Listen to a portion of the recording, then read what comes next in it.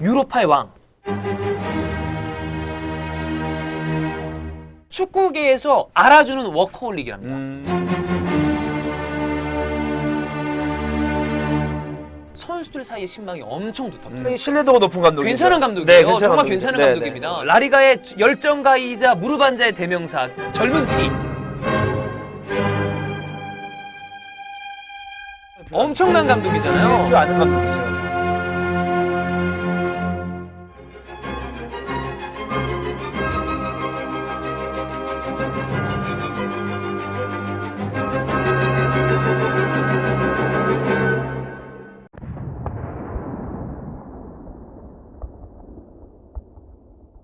유로를 기다리면서 이 방송을 하고 있지만 그렇죠. 삐라는 멈출 수가 없습니다. 그리고 네, 오히려 유로 때문에 더 많은 삐라가 양산. 네 양산 내지 생성되지 않겠습니까? 그렇죠. 네, 그 메이저 대회 때 또 재미는 와, 뭐 이런 애도 있었어? 맞아. 뭐야 이거? 뭐야? 그런 애도 하다가 툭 튀나서 어. 빅클럽들 가고 그래. 이 재미가 있거든요. 하메스 로드리게스. 그래 하메스 솔직히 저 잘 몰랐어요. 근데 근데 하메스 로드리게스 누군데 걔가 그거 지금 생각해 보면 오버페이야. 나는 그렇게 생각. 난 그렇게 봐. 굉장히 좋은 선수인데 너무 과하게 비싸게 샀어. 그러니까. 근데 이 선수가 스타일 자체가 스타성이 있는 선수잖아요. 음. 화려하게 넣고 얼굴 이런 게 잘생기고. 여러 가지가 딱 맞아 걸렸는데 그러니까 진짜 이럴 때 반짝 스타로 뜬 애들을 빅클럽에서 되게 비싸게 두고 채가 그랬는데 알고 보니까 잠깐 반짝이었어. 이런 경우도 있고 그렇지, 아니면 진짜 그렇지. 대박을 건지는 경우도 있고 맞아. 다 죽었던 선수들이 살아나고 갑자기 살아나고 맞아요. 유로에서. 걔 누구야? 나는 지난 유로 때 가장 기억에 남는 선수가 그 아스날 뛰었던 사람. 유벤투스도 가고 공격수 벤트너. 벤트너? 어 벤트너 원래 애국자니까. 진짜 잘하더라. 벤트너 애국자 쩔어요. 야 제가 저렇게 잘하는 애였어. 덴마크 가면 잘해요. 그다음에 만주키치. 만두치킨. 그래, 만두치킨은 쩔어. 그래. 만주키치 지난 유로 때도 아, 만두치킨은 쟤왜 저래? 그래 만두치킨은 진짜. 유로 때였나 어. 월드컵 때였나 아무튼 네, 그런 애들이 만두치킨은- 있어요. 그래, 있어. 네. 어. 그런 그래서 게 있어. 요런 게 또 삐라의 맛 아니겠습니까? 음. 예, 그래서 오늘은 삐라 이적설 하기 전에 돈과 관련된 이야기 3개를 가져왔어요. 그 다음에 역시 썰 정리를 해보는데 오늘 썰의 대부분은 메뉴입니다. 아 맨유. 그 다음에 뭐 네. 여러 가지 이야기를. 근데 하다 보니까 이것만 6장이야. 그래서 저희가 좀 스피디하게, 네, 스피디하게 진행을 한번 하도록 해보도록 하죠. 하겠습니다. 첫 번째 삐라는 EPL 저희가 다 정리를 했잖아요. 이번 시즌 총 수익 정리가 나왔어요. 수익. 아, 수익에 이런 대한 거 이야기를. 재밌어. 그렇죠. 한번 해봐야죠. 어허. EPL이 모두 끝나고 시즌 총 정산이 됐는데 과연 어떤 팀이 돈을 가장 많이 어허. 벌었을까? 이걸 프리미어리그에서 공식적으로 집계한 자료가 있습니다. 그게 순위가 쫙 나오고 있는데 지금 아프리카 TV를 통해서는 제가 CG를 넣어놨어요. PD님이 넣어주셨는데 결과부터 말하면 아스날이 돈을 제일 많이 벌었어요. 아. 1위가 아스날이에요. 뭔 돈을 그렇게 벌었냐? 1위 아스날인데 1억 파운드 하나로 1,750억을 벌어들였습니다. 그리고 2위가 레스터 이런 건데 야, 이 1,750억이 순수익? 이게 EPL을 통해서만 수익을 번 게 아, 그거다. EPL 통해서만. 그러니까 여기선 뭐냐면 아하. 제외된 건 이를테면 챔스, 입장권 수익 이런 건 다 제외. 아, 입장료 수익 제외? 스폰서 수익 다 제외. 아. EPL 갖고만 얻은 수익. 엄청나네. EPL만 갖고 이 수익을 낸 거예요. 딴 거 다 제외야. 구단 네이밍 스폰, 그다음에 키 스폰 뭐 이런 거 다 빼고. 그냥 그 온일 EPL, EPL 축구만 갖고 경기만 가지고. 야, 어마무시한 1,750억 근데 네, 그걸로. 1위가 아스날이 1,750억. 근데 쭉 이제 저희가 말씀을 드리겠고 그다음에 다시 보기를 통해서 보시는 분들은 아시겠지만 그렇게 대단히 차이가 많이 나지 않는다는 것이 지난 삐라에서 말씀드렸던 것처럼 그래서 EPL이 점점 더 하위 팀의 경쟁력이 높아지고 있다 이런 말씀을 드릴 수가 있는데 여기 뭐뭐로 산정을 해놨냐면요. 리그 참여 기본 수당이 있어요. 이퀄 쉐어라고 되어 있는 게 지금 저기 CG로 보시면 다 같죠. 이퀄 쉐어가 리그 참가비. 참여 기본 참가비. 그렇지. 이걸 그냥 주는 거야. 참가를 네. 했으니까. 그다음이 페이셜리티 피. 이건 뒤에서 설명을 드릴게요. 이게 차이가 많이 납니다. 네. 팀마다. 그리고 메리트 페이먼트라는 게 순위별 수익. 그러니까 1위 팀 레스터가 제일 높죠. 네. 2위 아스날 이렇게 순위대 차별이 있고 오버시즈 TV가 해외 중계권. 이게 아하. 다 똑같아. 그렇지. 그러니까 EPL이 타 리그 상위권 팀들보다 중계권 수익이 좋은 거예요. 그치. 해외를 보내는 걸 다 똑같이 분배해 주니까 그러니까. 똑같이 분배해 주니까. 저렇게 하면 점심시간에 축구하는 것도 애들이 이해를 하죠. 그렇지. 어. 다 주니까 그럼 어. 우리도 팀 돈 벌 수 있으니까 할게. 아니 왜 우리는 뭐 돈도 조금 주는데 우리는 왜 점심시간에 축구해야 돼? 빡치잖아. 우리 관중들 편한 시간에 저녁 7시에 할래. 그쵸. 할 수 있는데 응. 야 점심시간에 해야 아시아권 애들 봐. 음흠. 그러면 그 돈 있으면 너희들 똑같이 줄게. 아하. 이러면 샌드위치 먹으면서 하죠. 그렇지.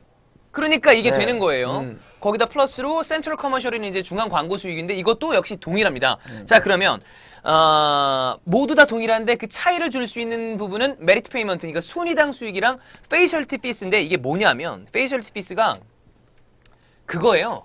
이 팀의 경기가 TV 중계를 얼마나 많이 탔냐. 아하. 그래서 동일하진 않네. 그러니까 다 다른 거죠. 아. 그러니까 TV 중계를 가장 많이 탄 팀이 아스날이에요.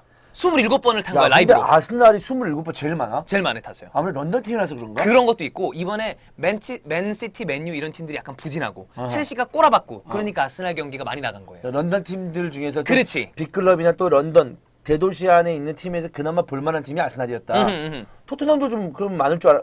그것도 뭐 적진 않네요, 토트넘도. 아하. 네. 이게 퍼실리티 피스가 지금 이게 퍼실리티 때문에 뭐 시설료라고 해석하셔도 되는데 결국엔 이게 플러스해서 그러니까 방송이 많이 탄 수익이랑 똑같다고 생각하시면 네. 돼요. 그거에 따라서 산정이 된다. 네, 산정이 되는 거라고 네. 생각을 하시면 되고요. 그렇기 때문에 아스날이 가장 많이 받고 근데 보면 확실히 레스터 시티가 좋은 순위를 가지고 이번에 환상적인 모습을 보여줬음에도 불구하고 UK 라이브 보면 15밖에 안 되죠. 네. 그러니까 확실히 잉글랜드 내에서도 마지막에 가서나 관심을 받았지 라이브로 나간 거는 많지는 않다. 요 정도 EPL 총 수익을 한번 말씀을 드려봤습니다. 네. 자, 아, 근데 그 와중에도 정말 맨체스터 시티와 맨체스터 유나이티드는 중계는 많이 하긴 하네. 그렇죠. 어쩔 수 없이 빅클럽은 최고의 빅클럽이야. 빅클럽들이니까. 네, 뭐 그러니까 리버풀도 마찬가지고. 네. 그다음에 첼시도 첼시도. 저기 순위에 있는데도 22번 중계를 하고. 그러니까. 예. 하여튼 그렇습니다. 네. 이렇게 EPL 이번 시즌 총 수익 정리를 해봤고요. 자, 다음 돈에 관련된 소식은 뭔가 봤더니만 포브스에서 경제 전문지 포브스. 포브스죠. 네. 작년에 우리나라에는 한국 경제가 있다면 외국에는 포브스가 있죠. 네. 민망하네요. 네. 한국 경제 같은 매체를 포브스에 대는 거는 좀 민망하긴 합니다만 네. 어쨌거나 포브스에서 한국 경제 그거 모릅니까? 파리? 파리? 네. 나라의 경제를 얘기하는데 막 참는 거 이거 이렇게 참잖아요.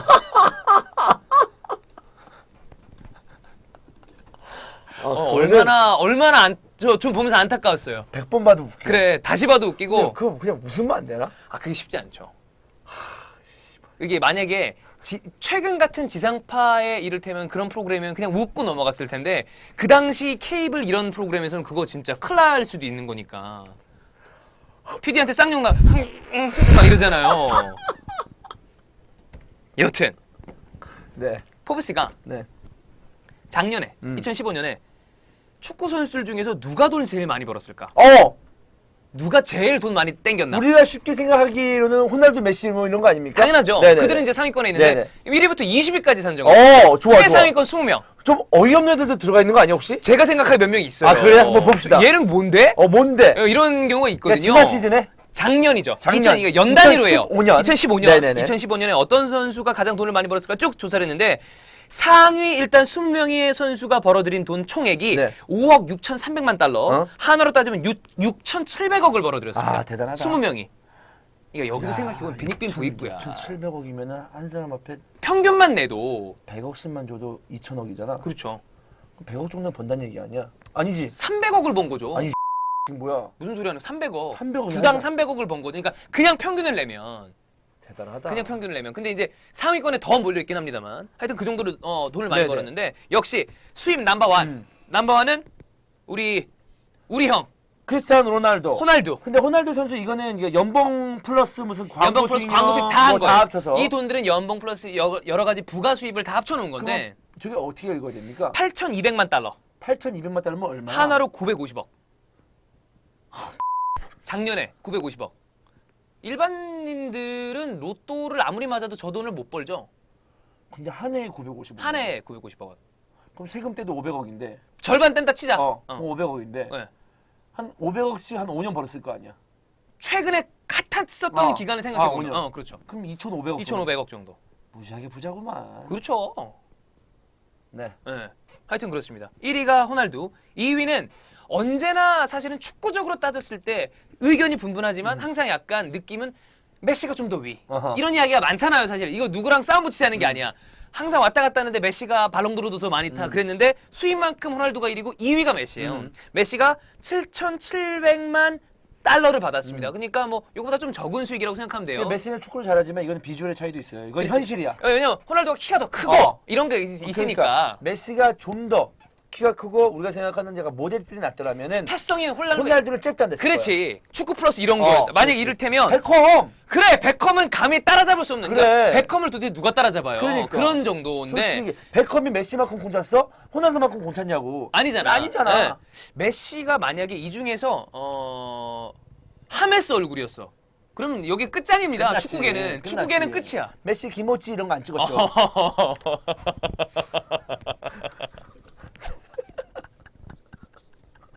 여튼 메시가 2위, 3위는 파리에서 네. 왕으로 와서 전설이 돼서 떠나가 우리 질라탄 이브라이모비치가 네. 3,700만 달러, 약 430억 원. 잘난 척 할 떨어지네. 만하죠. 근데 뚝 떨어지네. 그래, 그만큼 1위, 2위가 개센 거예요. 아, 세긴 세. 하여튼 그렇습니다. 네. 3위가 질라탄이고 그 뒤를 네이마르, 가레스 베일, 웨인 루니, 아게로, 수아레즈, 아자르 등이 쭉 이어가고 있는데 이제 몇몇 가지 여기서 기록을 냈어요. 상위 20명이 포함되어 있는 클럽들을 싹 세보니까 8개 클럽밖에 안 돼. 그러니까 여기서 독식을 하고 있는 스타 선수들은 몇몇 개 클럽이 다 가지고 있는 거야. 아하. 8개 클럽밖에 안 되고 가장 많은 선수를 보유하고 있는 팀은 맨시티로 총 4명. 그런데 오케이. 순위 안에 들어가 있는 맨시티 소속 선수가 총 이제 아까 말씀드린 것처럼 아게로랑 야야 투레, 실바, 나스리 이렇게 4명. 나스리 왜 있어? 계약을 잘했겠지. 어이없어.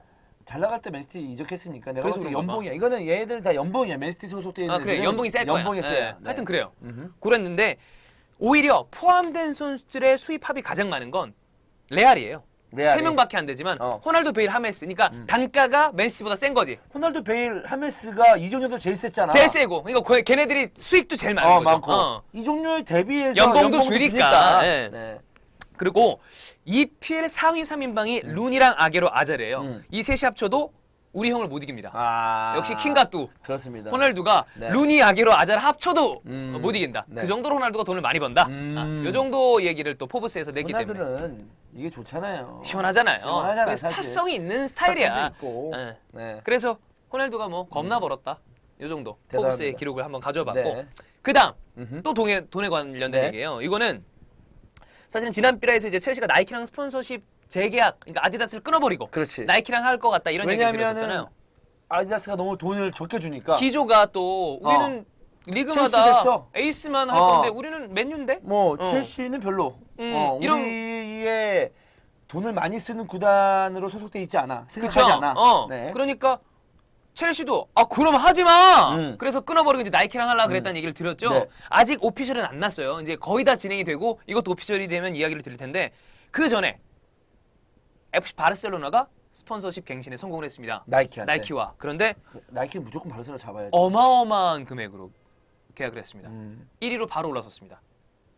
구단 수익은? 구단 아니 그 스폰서 스폰서 수익을. 수익을. 예. 그래서 원래 요거 맨유가 1위는 맨유였는데 얼마 전에 레알이 뒤집었거든요. 바로 그 위로 바르셀로나가 또 치고 올라왔어요. 네네. 이제 그거를 말씀을 드릴 텐데 현재 바르셀로나가 받고 있는 금액이 굉장히 적었어요. 네. 나이키에서. 나이키에서 연간 3,300만 유로밖에 안 받았어. 그러니까 바르셀로나가 잘한 것 치고 초라한 금액이었죠. 그렇지. 그랬는데 의리가 있었어. 사실 나이키 옛날부터 그래. 했으니까. 그렇지. 그러니까 나이키의 사실은 최고 고객은 바르셀로나잖아요. 그렇지, 서로 그렇지. 간에. 그렇지. 그러다 보니까 이번에 새로 받게 된 금액이 1위 레알 마드리드를 뛰어넘는 금액인데 계약 기간이 좀 나눠져 있어요. 그러니까 이거는 계약을 끝나고 새로 경신한 게 아니라 중간에 중도 갱신을 한 아하. 거예요. 중도 갱신한 거야? 네, 해준 거지 나이키가. 아하, 바르셀로나는 해준 거지. 같이. 아하. 2018년까지 딜이 원래 돼 있었어요. 3,300만 근데 유로짜리가. 중도 갱신 안 하면 2018년에 바로 바꿔버립니다. 그렇지. 바르셀로나. 뭔데? 어. 바꿔. 야, 우리 2년 동안 꾹 참았어. 야, 우리 유니클로랑도 할 수 있어. 이날을 기다렸다. 그쵸. 그러니까 근데 중도해 준 바르셀로나 거지. 누가 안 붙겠냐? 당연히 붙죠. 헛멜도 붙겠다. 그래, 충전 매력. 헛멜도 붙는다. 키카도 붙어봐. 나서도 붙어. 키카 붙는 순간 그 브랜드 이미지는 올라간다. 키카 월드 브랜드 되는 거죠. 질르면 돼. 그래. 안할 거니까. 근데 와, 야, 키카가 어딘데 도대체? 걔네가 키카. 야, 사우스 코리아요. 이렇게 되는 거죠. 그렇죠. 그래서 조선 나이키도 갑니다. 네. 하여튼 그렇습니다. 네. 2018년까지 원래 체결돼 있던 기간까지 3,300만 유로를 받고 있었는데 8,500만 유로를 올려줬어요. 그것만 한 3배를 뛰어. 근데 플러스 알파야.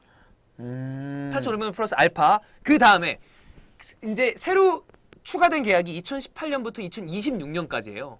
8년간의 기간에는 1억 5,500만 유로. 나는 솔직히 말해서 지금 감이 안 와요. 금액이. 그러니까 지금 아디다스가 1억 4천만 유로인데 그거보다도 더 세게 받는다. 그렇지. 엄청난 금액을 어허. 매년. 그러니까 이 정도 금액이면 매년 포그바 정도 한 명씩 때릴 수 있는 거야. 이것만으로도. 그런 느낌이죠. 천억 그냥 쓸 수 있다는 그냥 거지. 데려올 수 있는 거죠. 아. 근데 이게 뭐에 중요했냐면 바르셀로나가 2018년부터 누캄프 보수에 들어가요. 깜누 보수가 들어가는데 캄프누 보수에 들어가는 게 4억 2천만 유로래. 이걸로 퉁퉁퉁퉁 칠 수 있어요. 아하. 그냥 뭐 돈을 쓸 수 매년 있다는 주니까. 거지. 그러니까 그 정도로 여유롭게 팀을 운영할 수가 있다. 가능하다 그러고 이거에 맞물려서 나이키 또 최근에 메인 모델 중에 하나가 네이마르죠. 네. 네이마르 재계약에도 나이키가 굉장히 많은 도움을 준다고 합니다. 아, 그렇지. 보전 이런 거 쫙 해서. 왜냐하면 하이퍼 베놈. 그렇죠. 그런 거. 축구화 팔아야죠. 네. 그래서 바르셀로나는 또 나이키와 더욱더 돈독해지는 그럼 레알 포그바 가는 거 아니야? 아디다스로 뭐 모를 일이지만 대단히 중요한 자원입니다. 포그바는. 그럼요. 이거는 그러니까 단순히 축구적인 것뿐만이 아니라 여러 가지 스폰서십을 합쳐서도 굉장히 중요한 자원이 이제 그렇지. 포그바는. 여튼 이렇게 나이키가 뭐 대단한 바르셀로나와의 그 계약을 체결했고 혹시 지난번에 삐라이즈 이거 한번 사실 다뤘잖아요. 네네네. 못 들으신 분들을 위해서 순서만 쭉 한번 말씀을 네네. 드릴게요. 1위가 바르셀로나가 됐고 원래 전 1위는 아디다스 레알 마드리드 연 1억 4천만 아디다스 정말 유로였고요. 무지하게 쓴다 돈 돈. 엄청 써요 축구에. 무지하게 써. 네. 네. 그다음에 2위가 아디다스 맨유. 연간 9,800만 유로인데 이번 시즌에 삭감이 됐어요. 왜? 챔스를 못 나가서. 바날이 이거 약간 삭감됐어요. 그러니까 계약이 있었대. 챔스에 못 나가면 당연하지. 좀 그렇게 삭감되는 하겠지. 거. 바보도 당연히 그렇게 아니고. 하죠. 예. 그리고 3위가 아디다스 바이언. 그 뒤를 푸마 아스날. 그리고 뉴발란스 리버풀. 이 정도가 이어가고 네네. 있었다. 이 정도만 말씀드리면 될 것 같습니다. 그렇습니다. 뉴발란스 뜬금없네요. 그렇죠. 약간 근데 원래 뜬금없네. 그 구단 자체가 이제 뉴발란스의 그 구단과 그 연관돼 있는 거 아닙니까? 그래요? 저는 그렇게 알고 있는데 몰라요. 그 스포츠가 어. 미국 자본이잖아요. 네. 아, 그 저기 걔네 그 FSG랑 그러니까, 연관이 돼서 네네. 그럴 수도 있겠다. 제가 생각하기에는 제가 알기로는 그런데 뭐 아무튼 그렇습니다. 네. 네. 여튼 그래서 이 돈과 관련된 이야기를 사실 이렇게 리버풀을 정리해봤어요. 좋아하는 팬들 또 리버풀 유니폼이 예쁘잖아요. 근데 뉴발란스가 해서 좀 안 좋아하시는 분들도 분명히 있어요. 나이키나 아디다스, 아니- 푸마 이런 스포츠 브랜드의 느낌이 아니라서 그런 것뿐만 아니라 어. 사실 리버풀은 아디다스죠. 삼선. 예쁘지? 삼선의 아디다스에 그거에서 많은 걸 예전에 일어났으니까. 제라드 토레스 이런 느낌. 그런 아, 느낌. 그 있죠 그런 이쁘죠. 거. 그때 유니폼이 되게 예뻤어. 예뻤으니까. 맞아. 네. 그런 느낌이 있죠. 네. 자 이렇게 돈과 관련된 이야기를 해봤고 이제 본격적으로 축구 썰에 대해서 이제 본격적인 삐라 얘기를 해봐야죠. 일단은 당연히 맨유 이야기부터 네. 해보도록 하겠습니다. 맨유 이야기는 크게 3개 정도로 나눠져 있습니다. 반할 경질, 무리뉴 부임 직전 그리고 무리뉴 관련 이야기들 네. 이렇게 3개로 나눠봤는데 하나의 경질 됐죠? 네 드디어 오피셜리 경질이 됐습니다. 네. 반할 경질 이야기를 다 해봐야죠. 그렇죠. 네. 우승컵을 들어 올렸지만 FA컵 즉각 우승컵. 경질설이 떴죠. 그리고 무리뉴 부임설이 바로 떴습니다. 그러니까 맨유에서 오피셜 안 띄워도 다른 뭐 BBC라든지 음흠. 다른 어떤 그 언론에서 먼저 띄웠죠. 형이 정말 이 얘기를 잘 짚었습니다. 네네. 그것 때문에 바날이 굉장히 심기가 불편했대. 뭐 어쩔 수 없어요. 그거는. 너무 불편했대. 네. 그래서 그 끝나고 나서 바날이 얘기했답니다. 어. 기자들한테. 야 나는 니들한테 FA컵을 들어서 보여줬는데 니들은 날 6개월부터 잘랐지. 나 계속 있을 거야. 네. 처음엔 그랬어요. 네. 나 남아 있을 거라고. 내년에도 남아 있을 거라. 그랬는데 결국에는 뭐 나가리죠. 나가리 됐죠. 네, 경질이 네, 됐죠. 네. 성명서가 있습니다. 바날의 경질 성명서가 있는데 굉장히 교과서적이에요. 네. 맨유라는 대단한 클럽의 감독을 맡을 수 있어서 영광이었다. 뭐 12번째 FA컵을 들어올리게 돼서 자랑스럽고 3년 계획을 모두 이행할 수 없는 것은 좀 아쉽다. 선수들, 보드진, 팬들에게 감사하고 특히나 퍼기경 그리고 보비 찰팅경에게도 감사를 전하고 싶다. 말은 이렇게 했지만 바날은 굉장히 빡쳐 있다는 그 정황 증거가 기사로 나오고 있습니다. 그런 기사들을 좀 가져왔어요. 재밌네요. 일단 BBC에서 BBC. 바날이 FA컵 우승을 했어. 그 다음에 웸블리 아직 남아있어. 안 나갔잖아요. 구장에 있는데 바날 와이프가 이렇게 와가지고 여보 그래서 왜 그랬더니 당신 잘릴 거라는데 어떻게 된 거예요? 와이프한테 처음 들었대. 구장도 안 나갔는데. 안 나갔는데 아직 컵 들어올리고 좋아하고 있는데 그건 좀 슬프다. 슬픈 얘기예요. 네. 또 와이프를 통해서 그런 얘기를 그러니까. 했다는 게. 그래서 어찌된 일인가 이걸 알아보니까 원래 사실 맨유는 정식으로 바날한테 이러이러해서 이렇다. 그럼 공식적으로 발표를 하겠다. 이런 절차를 맨유는 아주 신사적으로 하려고 그랬는데 무리뉴 에이전트가 누구죠? 맨데스 아닙니까? FA컵 우승 뜨자마자 무리뉴 선임 보도 자료를 언론들한테 쫙 뿌렸대요. 맨데스 이거 진짜 웃긴 예, 사람이야. 비매너. 그러니까 맨유도 당황했대요. 뭐야 이거? 그래서 맨유가 굉장히 당황스러워했고 왜냐면 그래도 바날과의 그 신사적인 계약이라는 게 있는 거 아니야. 그럴 수 있지. 절차를 밟으려고 그래. 했는데 맨데스가 뿌려버리는 바람에 굉장히 난감해졌다. 이런 이야기가 좀 있었고 바날이 조금 더 빡친 게 그래서 이제 바날이 빡쳤던 거고 이런 빡침을 통해서 바날이 또 한번 일침을 갈겼나 봐요. 네. 닐 커스티스 더 선의 기자가 기사를 썼는데 바날이 경질 소식을 딱 듣자마자 보드진을 찾아갔대요. 찾아가자마자 한 말이 도대체 내가 왜 해임돼야 되는 건지 얘기 좀 해봅시다. 그럴 때? 예. 아니 그럼 보드진도 빡치지. 아니 졸라 얼척 없네. 나 진짜 다음 얼척 시즌 없네. 구상하고 있었다니까. 어. 근데 왜 나한테 이런 식으로 경질을 얘기하는 거야? 이렇게 얘기를 했대요. 야, 그러면 보드진도 짱나지. 이제 여기서 빡친 건 아마 갑자기 그런 얘기를 들으니까 훅 올라온 걸 수도 있겠죠. 뭐 하여튼 그런 얘기가 있었고 네. 실제로 사무엘 러커스트 얘기에 따르면 탑4에 들었으면 무리뉴가 남았을 가능성도 있긴 있었대요. 바날이. 바날이. 바날이. 무리뉴랑 바날이. 그럼 그럴 수도 있지. 그렇지. 어. 그러니까 아까워. 탑4에 남았어야 되는데. 근데 그렇게 삽질하는데 어떻게 났나? 웨스트햄전만 그렇게 안 했어도 아니면 마지막에 19대 0으로 이기든지. 여튼 하여튼 좀 그렇습니다. 어쨌든 바나는 중도의 경질이 됐죠. 네. 중도의 경질이 됐기 때문에 위약금을 받는데 원래 계약상 명시되어 있던 위약금이랑 플러스 FA컵 우승했잖아요. 그래가지고 보너스까지 받았어요. 총 500만 파운드를 받는데 하나로 85억을 받습니다. 바나는 이제 경질되면서 85억을 받아 나가고요. 대단하다 진짜. 그러니까 뭐 돈 최상위권 감독이 되면 여기서는 이제 경제적인 문제는 아예 없다고 생각하면 될 것 같아요. 위약금으로 한 85억을 받았으니까. 예. 그리고 일하기 싫으면 한 3연패 하면 되잖아. 그렇지. 그래서 경질. 잘려. 그러면 위약금 받고. 왜 나 감독했어? 위약금 줘. 그런 식으로. 우리 위약금이 100억이야. 야. 몸복이야. 뭐 다시 태어나면 잉글랜드 사람으로 태어나고 싶다. 축구 잘하는 잉글랜드 사람으로. 감독 잘하는. 감독 잘하는. 축구 안 잘해도 돼. 감독질 잘하는. 네. 맨유 갔다가 레알만 가도 뭐. 어우 뭐 그러면 몇 대가 먹고 살겠죠. 네. 그 연하네. 정도로. 네. 근데 요 맨유가 이 금액을 주기 아까울 수 있잖아요. 좀 짜증나잖아.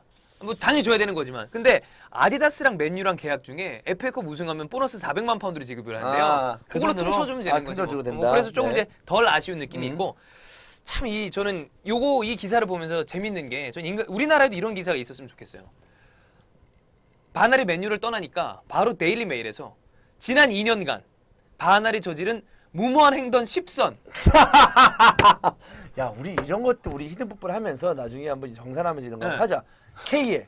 K에 그래 우리끼리 해보는 거죠. 그렇죠. 남이 안 해주니까. 네. K에 우리가 이런 걸 도입해서 무모한 행동 10선을 모아서 발표를 오케이. 했어요. 10선을 발표했는데 그 중에서 10개 말고 재밌는 것만 제가 6개를 오케이. 추려왔어요. 네. 1번 지난 시즌입니다. 이번 시즌 아니에요. 지난 시즌에 웨스트햄과 1대1 무승부 경기 이후에 빅샘, 샘 엘러다이스가 바날한테 1침을 날렸죠.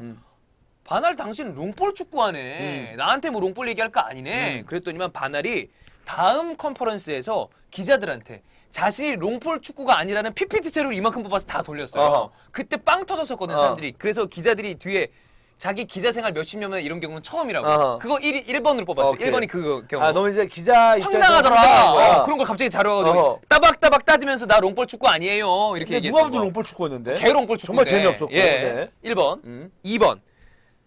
바날은 선수단 관리를 굉장히 잘하는 척을 했었죠. 어허. 그랬는데 컨퍼런스 때 2번이나 크리스 스몰링을 갖다가 마이크 스몰링이라고 했던 거. 그래서 스몰링 별명이 생겼다. 이런 거. 2번이 그거였어요. 네. 그다음에 3번. 지난 박싱데이 기간 동안 6경기 무승을 한번 한 적이 있었죠. 그때 컨퍼런스를 통해서 굉장히 바날이 기자들한테 쏘아붙이고 갔어요. 화를 내고. 네, 그 대사가 니네들은 날 이미 경질시켰어. 난 내 옆에 무리뉴가 와 있는 줄 알았다. 하도 무리뉴 얘기를 하니까. 내 부인이나 자식들, 손자들이 어떻게 생각하지는지는 한번 생각을 해봤냐? 나한테 사과할 사람 여기 없어? 한번 손 들어봐. 없냐고. 내가 기자회견 하고 싶어서 여기 지금 있는 게 아니라 EPL 규정 때문에 있는 거야 이 맞아, 그랬었지. 그리고 4분 58초 만에 나갔다. 어허. 그걸 이제 3번으로 꼽았습니다. 네. 이 사람들은. 그리고 4번. 뉴카슬 원정에서 3대3 무승부. 그때 루니가 2골을 넣었죠. 근데 그 전까지 루니가 사실은 계속해서 욕을 먹고 있었습니다. 그런데 딱 2골을 넣으니까 바날이 컨퍼런스 끝나고 나가려고 그랬는데 갑자기 빡이 쳤나 봐요. 그러면서 했던 얘기 형 기억나실 거예요. 야 기자들 니네 들어봐봐. 맨날 루니 욕하다 오늘 루니 2골 넣으니까 왜 아무 말도 안 해. 그리고 특히 너 닐 커스티스 이 뚱땡이 너 말이야 너. 이 팬맨. 네. 그랬다가 둘이 내기했잖아요. 그렇지. 결과가 바날이 이겼대요. 아 그래요? 파운드가 네. 어허. 바늘이 생각보다 승점을 많이 딴 거지. 그렇지. 그래서 바늘이 이겼다고 그래요. 네. 하여튼 그게 그러니까 어쨌든 바날이 계속 흔들렸어. 그래 엄청 흔들렸어. 그러니까 다 다른 거 제외하고 바날 개인만 따지면 마음고생 많이 한 시즌이긴 그렇지, 해. 맞아. 흔들리고 네. 막 사람들이 갈구고 이러니까. 그러니까. 예. 또 무리뉴 계속 왔다 갔다 거리니까 그래 얼마나 계속 짜증나겠어. 그렇지 짜증 났겠죠. 그다음에 또 다섯 번째 제가 가져온 거는 잉글랜드에서도 김기태가 있었죠. 눕기태. 아스날이라는 경기에서 팔짝 해가지고 슬랩스틱 했었던 거. 안 그런 사람이 그러니까 아니 평상시에 잘 일어나지도 않아. 그렇지. 근데 거기서 폴짝 이래가지고 그 엄청난 패러디가 나왔었어. 맞죠. 슬랩스틱 사건. 네네. 그거를 이제 또 꼽았었고. 누팔. 누팔. 네. 마지막으로 맨유랑 레스터 경기 후에 인터뷰에서 펠라니가 팔꿈치를 썼죠. 팔꿈치를 확 쓴 적이 있었어요. 그러니까 인터뷰에서 그걸 대고서 기자가 질문을 할 거 아니에요. 맞아요. 펠라니 그 행동에 대해서 어떻게 생각하냐 그랬더니만 형 죄송해요. 제가 기자 머리를 재연을 하겠습니다. 이렇게 잡았죠. 잡은 다음에 야 내가 네 머리 잡아 당기면 어떠냐 물어본 거예요. 그러면서 머리를 잡아 당기는 거는 메조키스트들이 쌀 때나 쓰는 거야. 알겠어? 얘기했어? 그렇게 얘기했어. 바날의 몸한 행동 10선 중에 제가 6개만 가져와 봤어요. 네. 이렇게 바날의 이런 화려했던 바날이 드디어 우리를 떠나갔습니다. 이상한 사람이었어요. 괴상한 사람이야. 말년이 별로 안 좋았어. 말년이 그래. 네. 예. 이 이후에 아마 제가 봤을 때 감독보다는 이제 디렉터 쪽으로 좀 움직이지 않을까. 왜냐면 어쨌든 경력이 대단한 사람이니까 네네. 그렇지 않을까 생각이 드는데. 그렇습니다. 이렇든 이게 바나는 떠나가게 됐고 무리뉴 오피셜은 아마 우리 시간으로 내일쯤 뜰 것 같은데 그 전에 관련된 이야기들을 좀 종합해 볼게요. 뭐 무리뉴 메뉴 기대됩니다. 기대되죠 네. 당연히. 예. 전폭적인 지원을 해주겠다. 이런 이야기가 많이 돌고 있는데 가장 중요한 거는 ESPN의 미구엘 델라니 같은 기자들이 이적 시장에 관한 최종 권한을 다 주겠다. 첼시하고 좀 다른 느낌이네. 다르죠. 네. 거기는 에메널러가 겐생이 그러니까. 났잖아요. 이건 아니다. 어허. 우리는 니한테 최종 권한을 준다. 어. 이런 게 가장 중요하다고. 퍼거슨한테 줬던 것처럼. 그렇죠. 이게 굉장히 중요한 부분이라고 생각이 돼요. 그리고 스페인 언론인 아스에서는 계약 기간 3년. 그리고 연봉이에요. 1년당 1,500만 유로를 주겠다. 첼시하고 비교했을 때는 어떤 거야? 좀 더 높죠. 좀 더 높은 좀 더 건가요? 높은 금액. 그다음에 무리뉴를 인정해 주는구나. 그렇죠. 결국 대우해 주는 거지. 야, 퍼거슨 있을 때도 제 후계자는 무리뉴다 이런 얘기가 있었는데 무리뉴가 결국 진짜 맨유 가네요. 가죠. 결국엔 가는 거야. 야, 이러면 무리뉴한테도 정말 대단히 중요한 시즌이 됐습니다. 내년에. 왜냐면 작년에 사실 첼시에서 정말 무리뉴 감독 역사상 최악의 모습을 보여줬기 그렇지. 때문에 반등해줘야 돼요. 무리뉴는. 데이비드 맥도넬이라는 기자는 3년간 보너스를 합쳐서 무리뉴가 총 받을 돈이 3천만 파운드가 넘을 것이라는 이야기를 했었고 주어지는 이적 자금은 최소 2억 파운드. 2억 파운드를 주겠다. 2천억 정도 되나? 2억 파운드가 얼마? 4천억? 아니죠? 3천억에 가까운 3천억? 돈 아닌가? 3천억 정도. 3천억이 와, 넘네. 네. 그 정도 금액을 지원해 주겠다. 그러면서 무리뉴의 타겟들이 동시다발적으로 수많은 언론들에서 나오고 있는데 공통적인 첫 번째 타겟은 바로 질라탄 이브라히모비치입니다. 줄라탄 이브라모비치. 네. 프랑스 언론 레키프에서 줄라탄 이브라모비치는 일단 이적료가 없잖아. 그렇죠. 죽음만 때려주면 돼. 그러니까. 부담이 부담이 없죠. 좀 덜하지. 프랑스 언론은 레키프에서는 유로가 시작되기 전에 질라탄이 맨유와 계약할 것이라는 이야기를 하고 있고 데이비드 맥도넬 역시 어느 정도 합의를 하고 있다. 1년 계약 플러스 1년 연장 옵션이 있다. 이런 이야기도 있고 제임스 더커, 제임스 버트 같은 기자 역시 무리뉴의 첫 사이닝의 후보군은 역시 질라탄이다. 이런 얘기를 하고 있습니다. 그다음에 나머지 타겟들이 나오고 있는데 굉장한 멤버 그 영입 명단들이에요. 하메스 로드리게스, 존 스톤스, 마르퀴뉴스, 베나티아, 그다음에 마티치 이런 상대들 마티치까지 무리뉴가 데리고 오고 싶어한다. 뭐 이런 첼시 얘기. 마티치? 네, 첼시 마티치. 근데 이거는 이제 뭐 후보군들이 어. 사실 이런 후보군들은 그냥 쭉 뭉뚱그려서 네네네. 하기 때문에 제가 봤을 때 일단 첫 번째는 질라탄이다. 유로 끝나고 맨유의 화려할 겁니다. 이적 네. 그 소식 정말 기대됩니다. 네, 그렇죠. 그렇고 특히나 몇몇 언론들에서는 무리뉴가 2명의 공격수를 영입하길 바란대요. 그 공격수의 후보군은 한 명은 당연히 질라탄인데 나머지 한 명은 인디펜던트의 마크 오그덴이 밝히기를 바로 카림 벤제마다. 근데 이거는 제가 봤을 때 가능성이 높진 않다고 봐요. 근데 어쨌든 그 정도로 공격수나 이런 A급 선수들, S급 선수들에게 눈독을 들이고 있다는 게 아무래도 요거의 핵심이 아닌가 싶고 네. 전반적으로 종합을 해보면 한 명 이상의 공격수 그리고 측면 포워드, 센터백 정도를 노리는 것 같다. 전방위적인 보강이 될 것 같은 메뉴가 예상이 됩니다. 좋습니다. 자 이렇게 메뉴 얘기는 마무리해보고 네. 다음은 첼시 얘기입니다. 첼시. 첼시 얘기는 종합적으로 보면 루카쿠 어허. 그리고 쿨리발리 플러스 히딩크 잔류 나머지 이적 시장 썰입니다. 히딩크 잔류라는 거는 감독 잔류가 아니에요. 그렇죠. 네. 자 일단은 첼시의 메인 이적설은 최전방 공격수와 센터백인데 최전방 공격수는 일단 루카쿠예요. 근데 분위기 자체는 루카쿠도 굉장히 첼시 호감을 가지고 있다. 그래요. 리턴에 대해서 호감을 갖고 있는데 왜 그러냐면 루카쿠가 롤모델로 삼는 가장 좋아하는 공격수가 드록바인데 나도 드록바처럼 첼시에서 성공하고 싶다. 이런 아하. 생각을 좀 한다 그래요. 본인의 어떤 그 꿈이었군요. 어렸을 때 그렇지. 첼시에 있었을 때의 어떤 그런 꿈들이 아니었을까. 아하, 네. 예. 그런 이야기가 있는데 일단은 이적이 이루어지는 건 이 루카쿠에 대해서는 유로 이후 플러스 에버튼의 새 감독이 온 이후 그렇게 이후에 그렇죠. 결정이 될 분위기를 것 봐야 같아요. 되겠죠? 분위기 좀 봐야죠. 네. 그런 이야기가 있고 스탠다드의 사이먼 존슨이라는 기자의 기사를 보면 콘테 역시 첼시에게 루카쿠 우리 데려옵시다. 그렇지. 루카쿠 한번 땡기자. 어. 이런 이야기를 했다 그래요. 디코는요. 이게 기사에는 디에고 코스타의 파트너라고 그러는데 디에고 코스타는 지금 오리무중이에요. 아하, 어떻게 될지 모르겠어요. 그렇지. 나갈지 아니면 유지하면서 루카쿠를 데려올지. 워낙 또 예상하기 어려운 선수니까. 네. 네. 그렇다 그러고 첼시 구단 차원에서도 생각보다 이 정도면 지불하면 뭐 루카쿠 데려오는 것이 어렵지 않지라고 자신감을 느끼고 있는데 네. 문제는 이야기되는 금액 반대로 얘기하면 에버튼이 원하는 금액이 무려 6,500만 파운드래요. 천억이 넘어가네요. 그런데 첼시는 야 그것까지는 안 줘. 너무 비싸. 말도 안 되는 금액이야. 루카쿠에게는. 루카쿠가 좋아. 그런데 이건 아니야. 그래. 이 금액은 아니에요. 600억, 700억 선에 하자. 그래. 제가 봤을 땐뭐 3, 4천만 파운드 정도는 충분히 가능하지 네네. 않을까. 물론 아무리 이적 시장이 좀 올라갔다 하지만 그렇지. 6,500은 아니고 첼시도 그 정도까지는 아니라 그러고. 근데 맨로도 야 오버하지 마 진짜 이렇게 그래. 얘기하겠다. 야 걔 너 진짜 야 뭐 야 아유 그래, 이런 그렇지. 거죠. 네. 그래서 에버튼도 이제 이따 뒤에 말씀드리겠지만 돈 많은 구단주가 들어왔잖아요. 그래서 돈을 안 아쉬운 상태이기 때문에 요거는 좀 줄다리기가 길어질 가능성이 좀 네. 있다. 요 정도. 그다음에 센터백 얘기인데 첼시가 가장 원하는 수비수는 존 스톤스다. 그런데 존 스톤스의 경쟁 상대가 무리뉴의 맨유, 펩의 맨시티예요. 약간 후달려. 그치. 왜냐하면 이게 첼시가 후달린다는 얘기가 아니라 무리뉴의 맨유면 갈만해. 있어. 그러니까 선수가 땡기는 그래. 거지. 그리고 펩의 맨시티는 챔스까지 나가. 그렇지. 근데 첼시 콘테가 휘달린다는 게 아니라 그 정도로 강력한 라이벌이라는 거예요. 그렇기 때문에 패배할 것을 각오하고 있다. 그래서 노리고 있는 제2 후보군이 바로 나폴리의 쿨리발리. 쿨리발리는 콘테가 적극 추천을 했다 그러죠. 나폴리 측에서도 쿨리발리 이적료를 굉장히 높게 책정하진 않았대요. 그래서 쿨리발리 이적은 가능해 보이기도 하고 쿨리발리 특히나 연봉이 낮대요. 그래서 첼시는 과감하게 너 와라. 그러니까 쿨리발리가 이전부터 계속적으로 잘했던 선수가 아니에요. 그래. 네. 확 뜬 선수예요. 그렇죠. 그러다 잘했던 보니까 선수가 아니기 때문에. 이적료를 한 3배 줄게.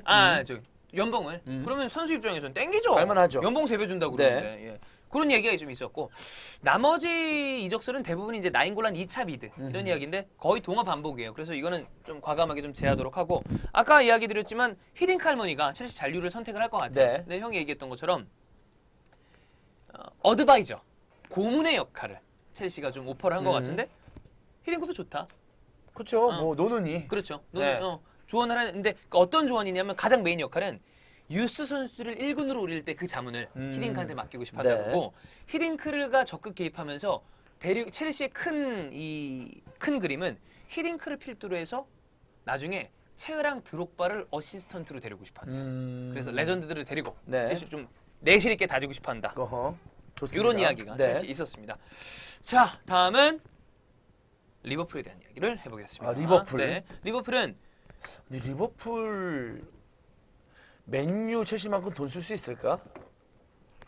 힘을 클럽. 실어준다고 그러는데 그만큼은 쉽지 않은 것 같아요. 클럽도 내가 볼 때 골치 아플 것 골치 같은데. 아파. 왜냐면 너무 치열해. 너무 치열해. 펩이 와 있지, 어. 무리뉴 맨유가 있지. 이거 쉽지 않은 거예요. 않아. 그래, 쉽지 어려워. 않아요. 네. 어려운 일이에요. 자, 일단은 핵심 타겟은 저희가 말씀드렸지만 마리오 괴체였죠. 근데 심지어 괴체가 넌딜이라는 얘기까지 중간에 나왔었어요. 그래서 좀 애매하게 지지분열하게 갔던 이유는 딱 하나. 지난번에 삐라에서 말씀드렸다시피 리버풀이 유로파 우승에 실패를 하면서 네. 챔스에 못 나가죠. 나가게 됐잖아요. 그러면서 네. 이제 괴체도 알랑깔랑 했었어요. 근데 리버풀은 최선을 다한다고 그랬어. 그러니까 돈도 이적료도 주급도 최대한 많이 주려고 그랬는데 네. 결국에는 괴체가 안첼로티 밑에서 잔류를 하겠다. 기사를 냈습니다. 펩이 있었으면 아마 이적을 했을 거야. 괴체가. 새로운 감독에서 뭔가를 보여주고 싶은 거지. 저는 그런 느낌이 듭니다. 네. 일정 부분 어떤 형이 네, 이야기를 하는지 네, 알겠어요. 네. 예. 근데 이제 그 빌트에서 기사를 냈는데 내용을 보면 바이언에서 새 시즌을 고대하고 있다. 안첼로티 감독 부임 이후에 나는 트레이닝에서 최고의 핏을 보여주려고 노력 중이다. 언론에서 뭐라고 했는지 모르겠지만 나는 안첼로티랑 대화 잘했다. 네. 그리고 이제는 유로에만 집중하고 싶다. 즉 리버풀 이야기는 조금 떠났다. 아하. 이런 느낌이 있어요. 근데 그렇죠. 제가 봤을 때 완전히 딜이 죽었다고는 못해요. 어떻게 근데 밝힐지 몰라. 이게 또 언론 플레이가 될 수 그래. 있는 거고. 저는 완전히 죽었다고 생각하진 네, 네. 않지만 어쨌든 약간 잔류 느낌은 있다. 그러면서 이제는 독일 애들은 좀 못 믿어 홈메스 때문에. 그래. 음. 그리고 이게 확실히 이런 거 보면 선수 영입하는 데는 챔스가 중요해요. 맞아. 챔스가 진짜 중요해. 그러니까 챔스라는 무대는 선수들한테는 꿈의 정말 무대인 큰 거야. 동기부여가 그래. 되는 거죠. 그러니까 챔스 네. 꼭 나가야 돼. 하여튼 그런 이야기가 좀 있었고 다음은 오피셜을 하나 띄운 게 있어요.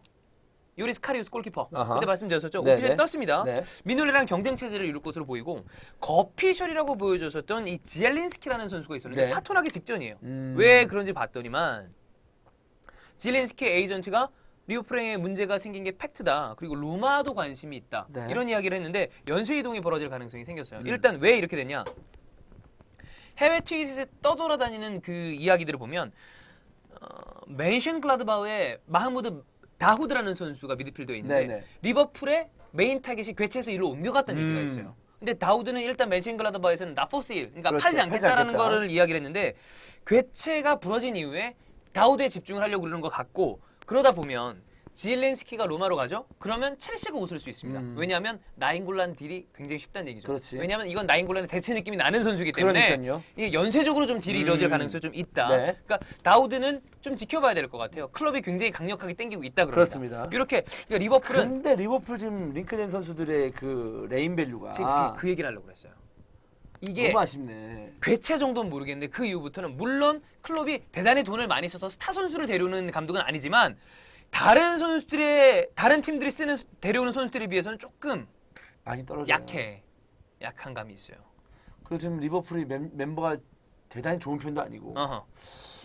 아쉽네요. 네, 그런 게 좀 네, 있어요. 네. 다른 팀들이 너무 써도 그래, 막 그냥 쓰는 게 아니라 빡빡 너무 때리고 써서 그러니까. 따라갈 수 없는 약간 그런 게 있는 것 같아요. 네. 자, 그렇고 리버풀이 좀 아쉬운 느낌이다. 그다음에 아스날 이야기를 좀 해봐야죠. 아스날은 일단 메인은 모라타였어요. 지난 삐라 때도 말씀드렸고 좀 모라타인데 저는 대다수의 기사는 일단 모라타에게 몰빵할 준비를 하고 있다. 근데 모라타 나는 진짜 별론데. 아니 벵거가 선수 보는 눈은 뭐 있다고 쳐. 근데 벵거가 그만큼 실패한 선수도 있잖아요. 그럼요, 있죠. 특히나 스트라이커 포지션에서 그래. 샤마 갑자기 생각나는 거. 뭐 벤트너, 이런 선수도 있고. 그리고 사실 뭐 지루도 지루. 잘 사용하긴 했습니다만은 어허. 우리가 생각하는 뭐 대단히 파격 있는 스트라이커도 아니고. 그렇지. 합쳐서 준영 8점이네. 8점. 점수 존나 높네. 네. 모라타? 별로입니다 저는. 그래서 네. 많은 아스날 팬들이 굉장히 조마조마해하고 있어요. 왜 이래? 돈도 많지도 않은 팀이. 아스날이 되게 아스날 팬들도. 네. 모라타는 아니지 않나? 아. 저도 그랬잖아요. 모라타 아니야. 아하. 모라타까지는 아니에요. 모라타 몰빵이라니. 그랬는데 다행히 아니라는 징조가 조금씩 나오고 있어요. 아 그래요? 그래서 다른 선수가 뭐 연결되나요? 자, 일단은 어허. 트위터에서 하도 구라를 많이 쳐서 별명이 구라메리가 된 팔메리라는 애가 있어요. 구라를 치고 싶어서 치는 겁니까? 아니면은 관종인지 하여튼 그 정도로? 네. 근데 네. 얘가 설레발을 치면 그 선수는 이적이 안 되는 경우가 많습니다. 아하. 그래서 되게 좋아해요. 그러니까 걔 말은 반대로 생각하면 그렇죠. 되는 건데 우리말로 하면은 뭐 턱펠레. 턱펠레. 네. 근데 팔메리가 설레발을 떨면서 얼마 전에 5분 뒤에 아스날 빅뉴스 하나 내가 띄운다. 어허. 그 다음에 딱 띄운 게 아스날 모라타에게 5천만 유로 비드. 그때 사람들이 댓글을 달기 시작했죠. 야 다행이다. 불안가 봐. 안 오는 거보다 모라타. 그리고 그런 친구들. 네. 그런 친구가 있었고 플러스로 제가 지난 여름에 삐라 때 많이 말씀드렸던 아스날 내부 소스를 분명히 가지고 있는 디란 ITK도 아스날 모라타 아니야. 딴 순수랑 얘기하고 있어요. 아하하. 너무 다행이에요. 아 그럼 모라타는 지금 봤을 때 지구로 봤을 때는 아니다. 제가 보기엔 아니에요. 아니다. 그런데 또 약간 링크가 되고 있는 팀은 모라타가 질라탄 플러스 맨유예요. 그거는 뭐 관심 없어요. 그건 네. 질라탄 플러스 이제 또 하나의 스트라이커가 모라타일 수도 있다. 그냥 질라탄이 가고 나서 모라타면은 뭐 상관없는데 예. 모라타를 대단히 좋은 스트라이커로 사오는 팀들은 저는 아니라고 봅니다. 네. 점수 존나 높네.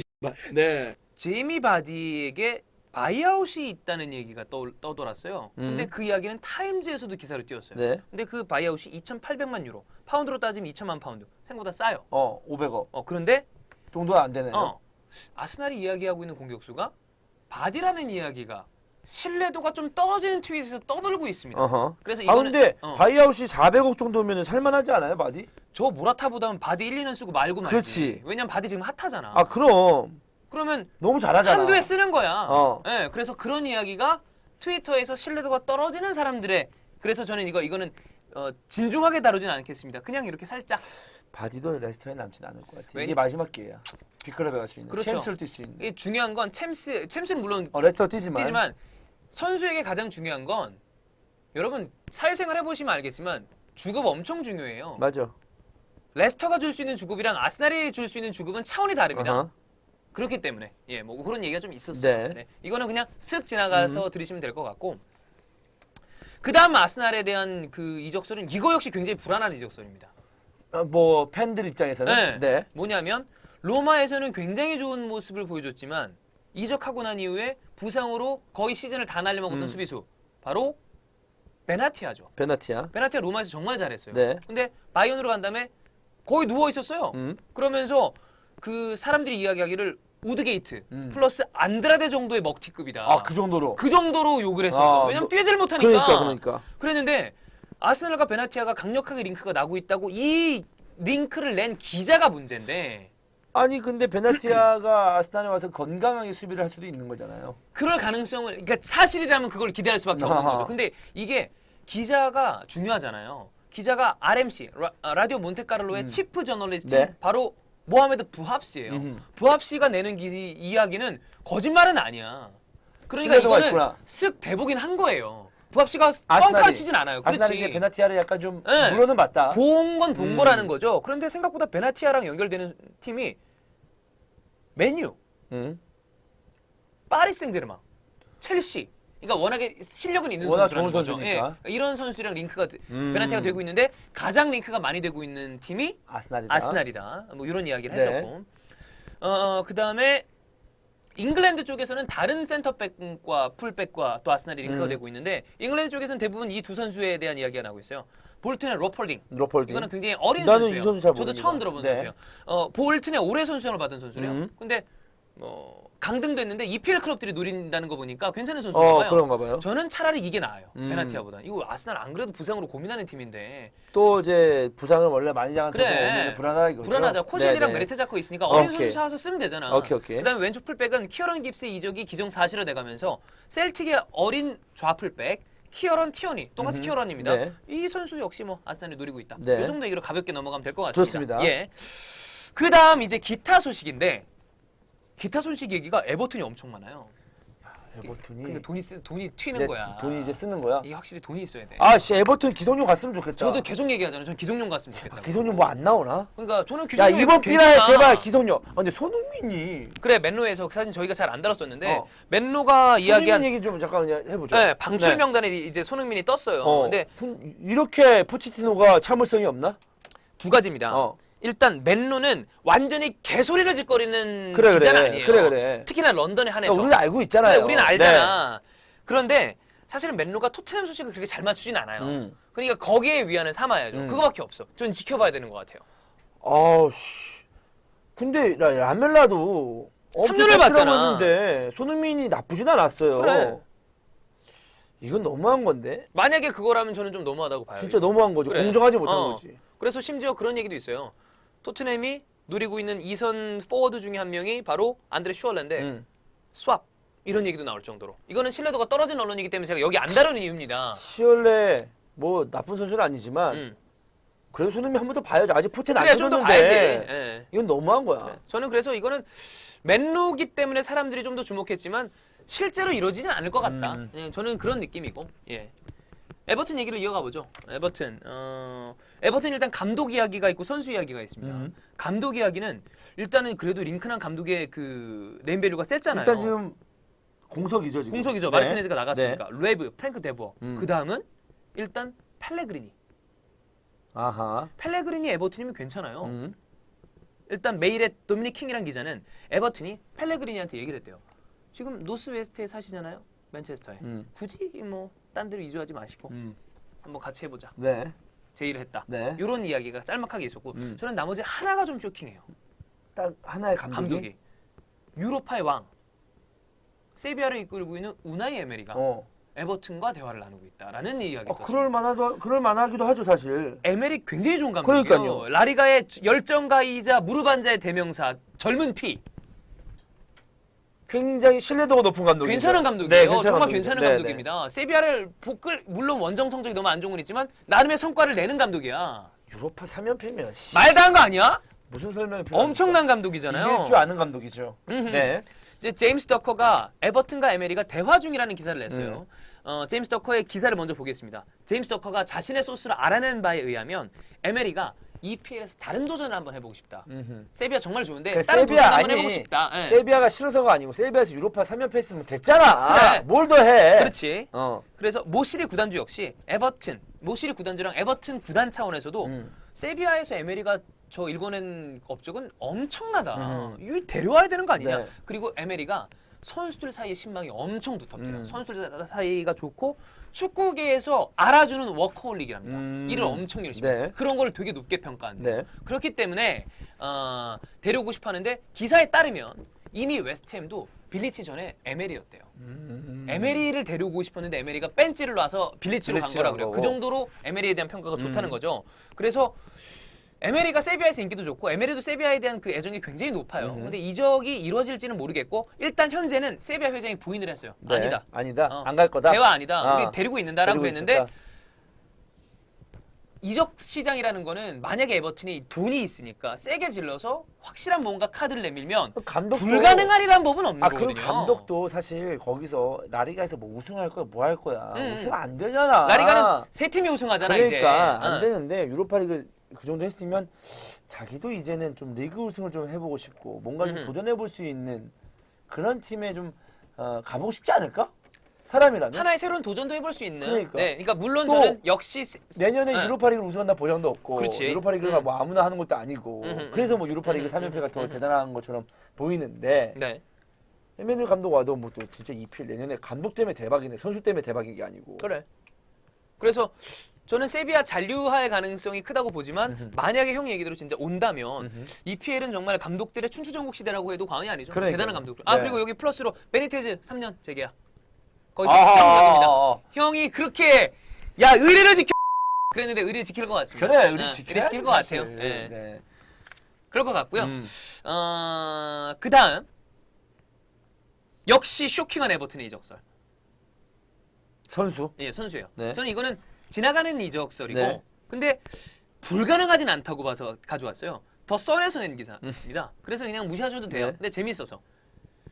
조아트 4천만 파운드. 굉장히 골키퍼로서는 엄청난 금액입니다. 제가 왜 이걸 가져왔냐면 계속해서 펩이 테어 슈테겐을 영입하려고 한다는 것 때문에 맞물려서 한번 이야기를 드리려고. 그러니까 지금 펩의 머릿속에는 조아트가 없는 거야. 저희가 한번 그때 얘기했었잖아요. 펩의 축구는 골키퍼가 굉장히 중요해요. 공격이 시작이야. 근데 조아트가 좋은 골키퍼임에도 불구하고 펩의 축구에는 100% 맞냐?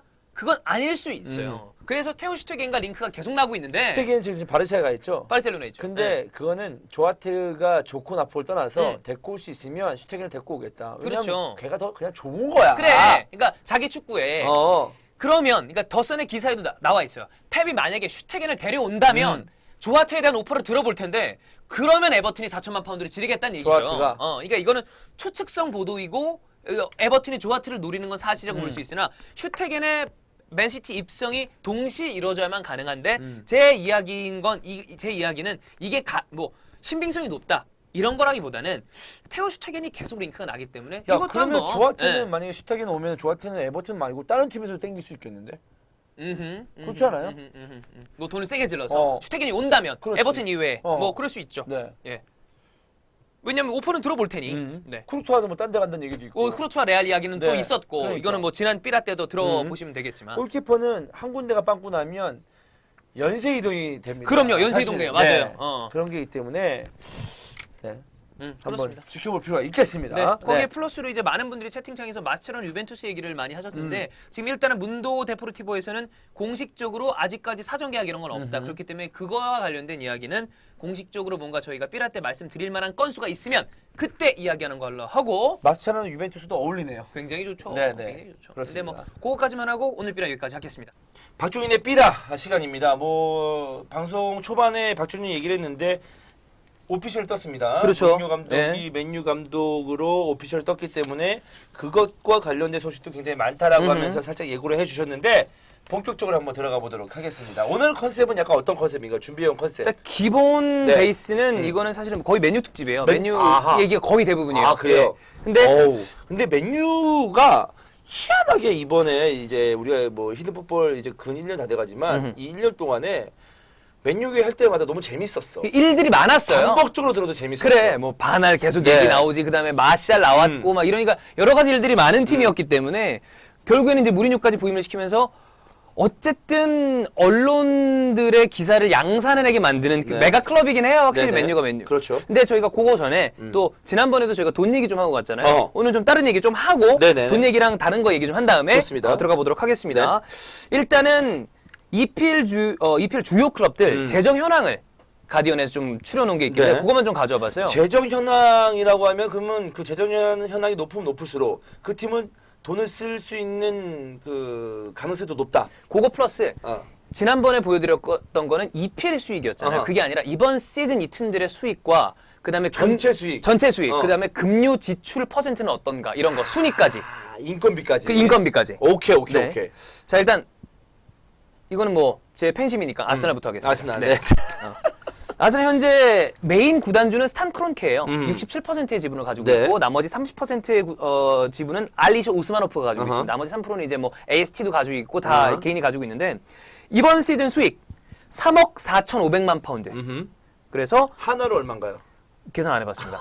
항상 좀 하나로만. 예, 이렇게 아 저는 이게 오히려 감이 잘 와가지고 한번 해볼까요? 자 해보자. 네. 내부로 지금 해볼게요. 아니 제가 봤을 때 들으시는 분들은 네, 하나가 더. 확실히 예. 감이 안 올 거예요. 그렇죠, 그렇죠. 네. 한번 계산해 볼게요. 네. 3억 4,500만 파운드인데 응. 여기서 3, 4, 5 아이고 3, 4, 5 땡땡땡 땡땡 땡 네이버에 치면 6천억. 6천억. 어, 네. 6천억. 네. 네. 1년에 이번 시즌 6천억을 벌었는데 전년 대비 4,300만 파운드 증가했습니다. 어허. 증가한 건데 요 총 수익이 리그 3위예요. 3위. 리그 아 3위. 많이 벌었네. 아니, 아스날은 돈을 많이 버는 네. 클럽이에요. 네, 3위인데 여기서 보면 주요가 매치데이 수익이 1억 파운드나 돼요. 딴 팀들에 비해서 현저히 많습니다. 왜냐하면 입장료가 비싼가? 티켓값도 비싸고 런던에 있잖아요. 그러니까 타 클럽들에 비해서 매치데이 수익이 높은데 반대로 커머셜 딜이 7,900만 파운드밖에 안 돼요.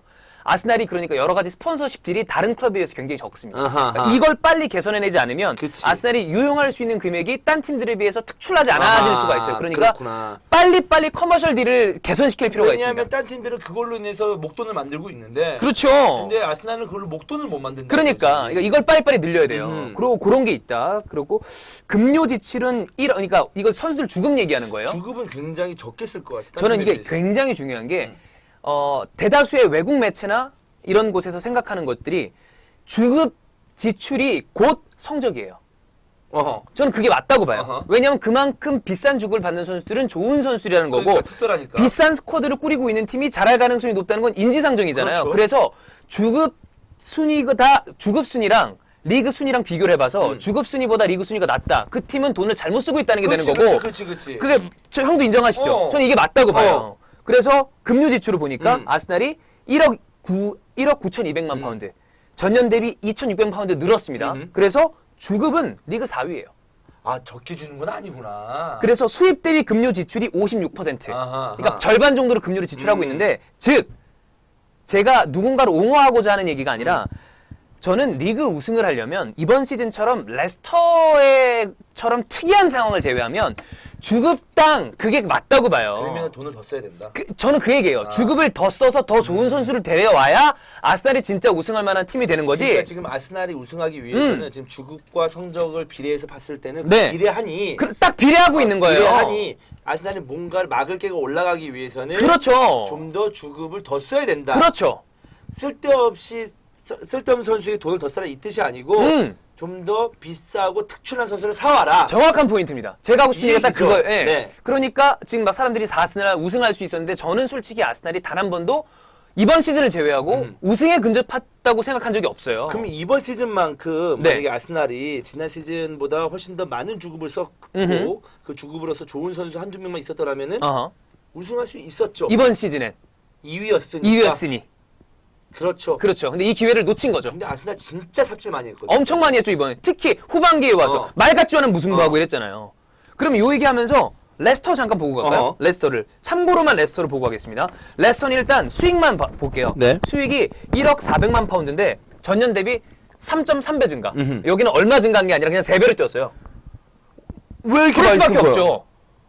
중계권도 그러니까 TV 많이 노출이 됐고 수익이 늘었어. 3배가 늘었어. 수익이 3배 늘었어. 수익이 3배 늘었는데 네네네. 중요한 건 금융 지출이죠. 금융 지출이 리그 18위야.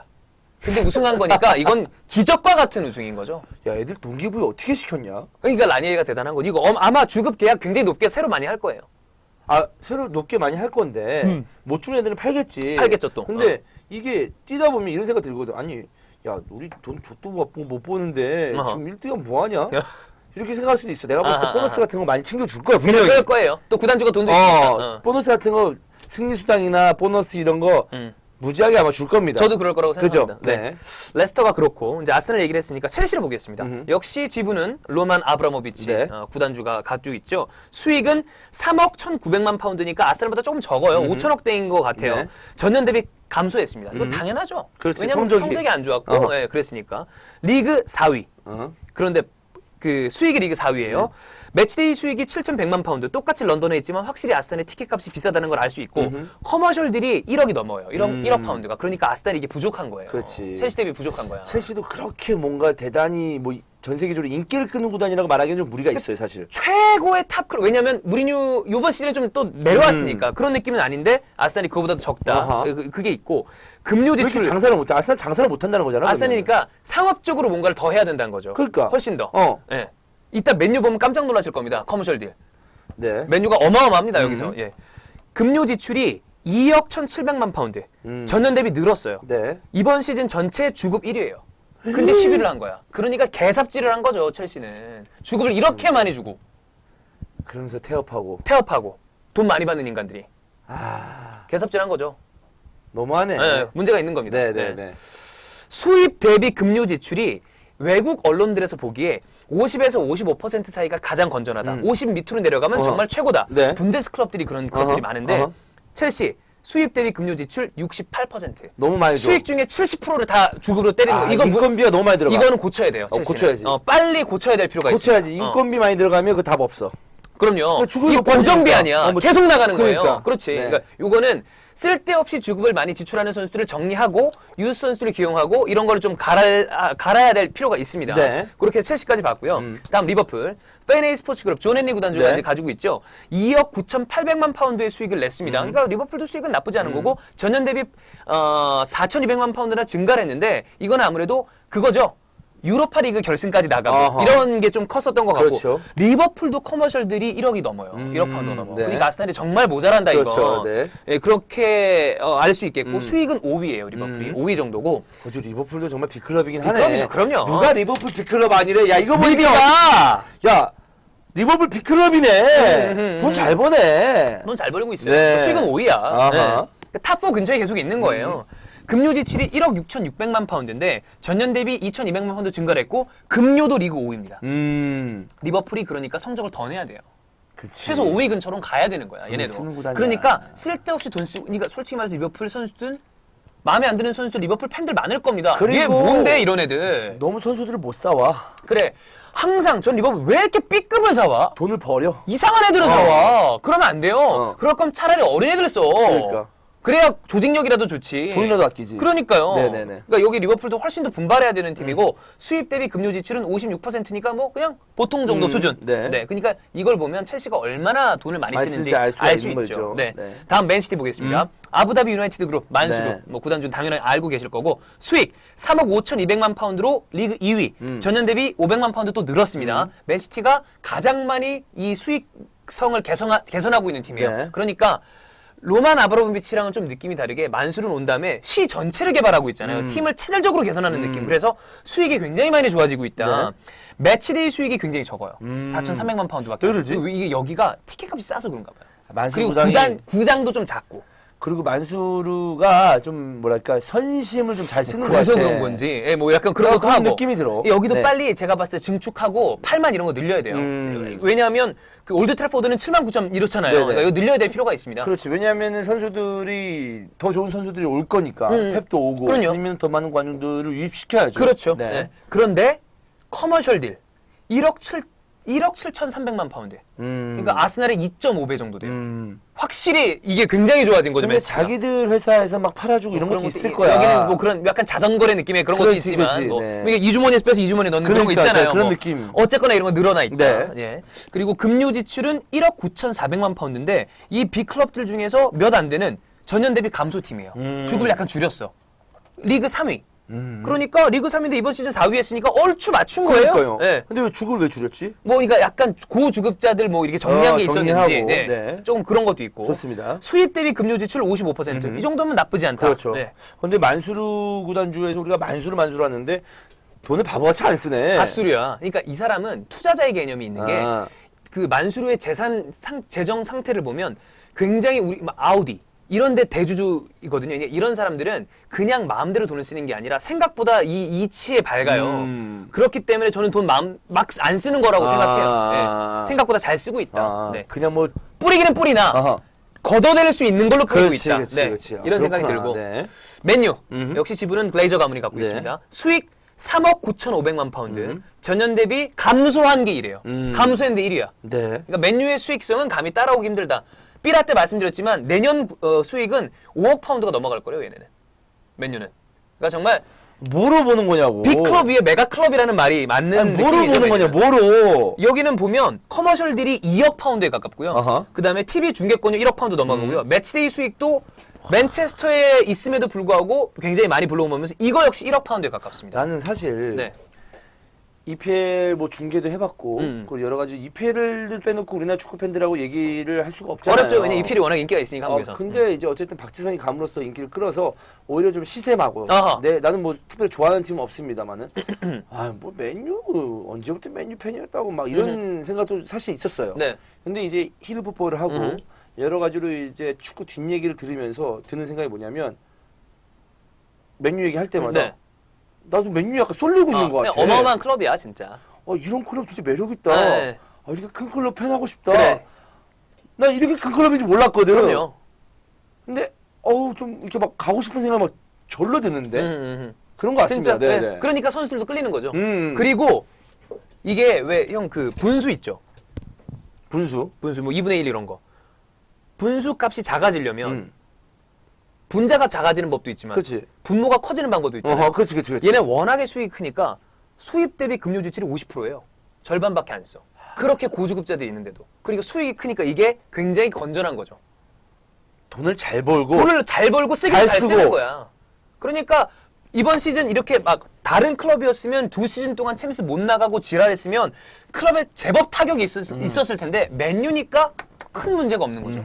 그러면 맨유 참 엄청난 클럽이다. 네. 그런 생각이 들고요.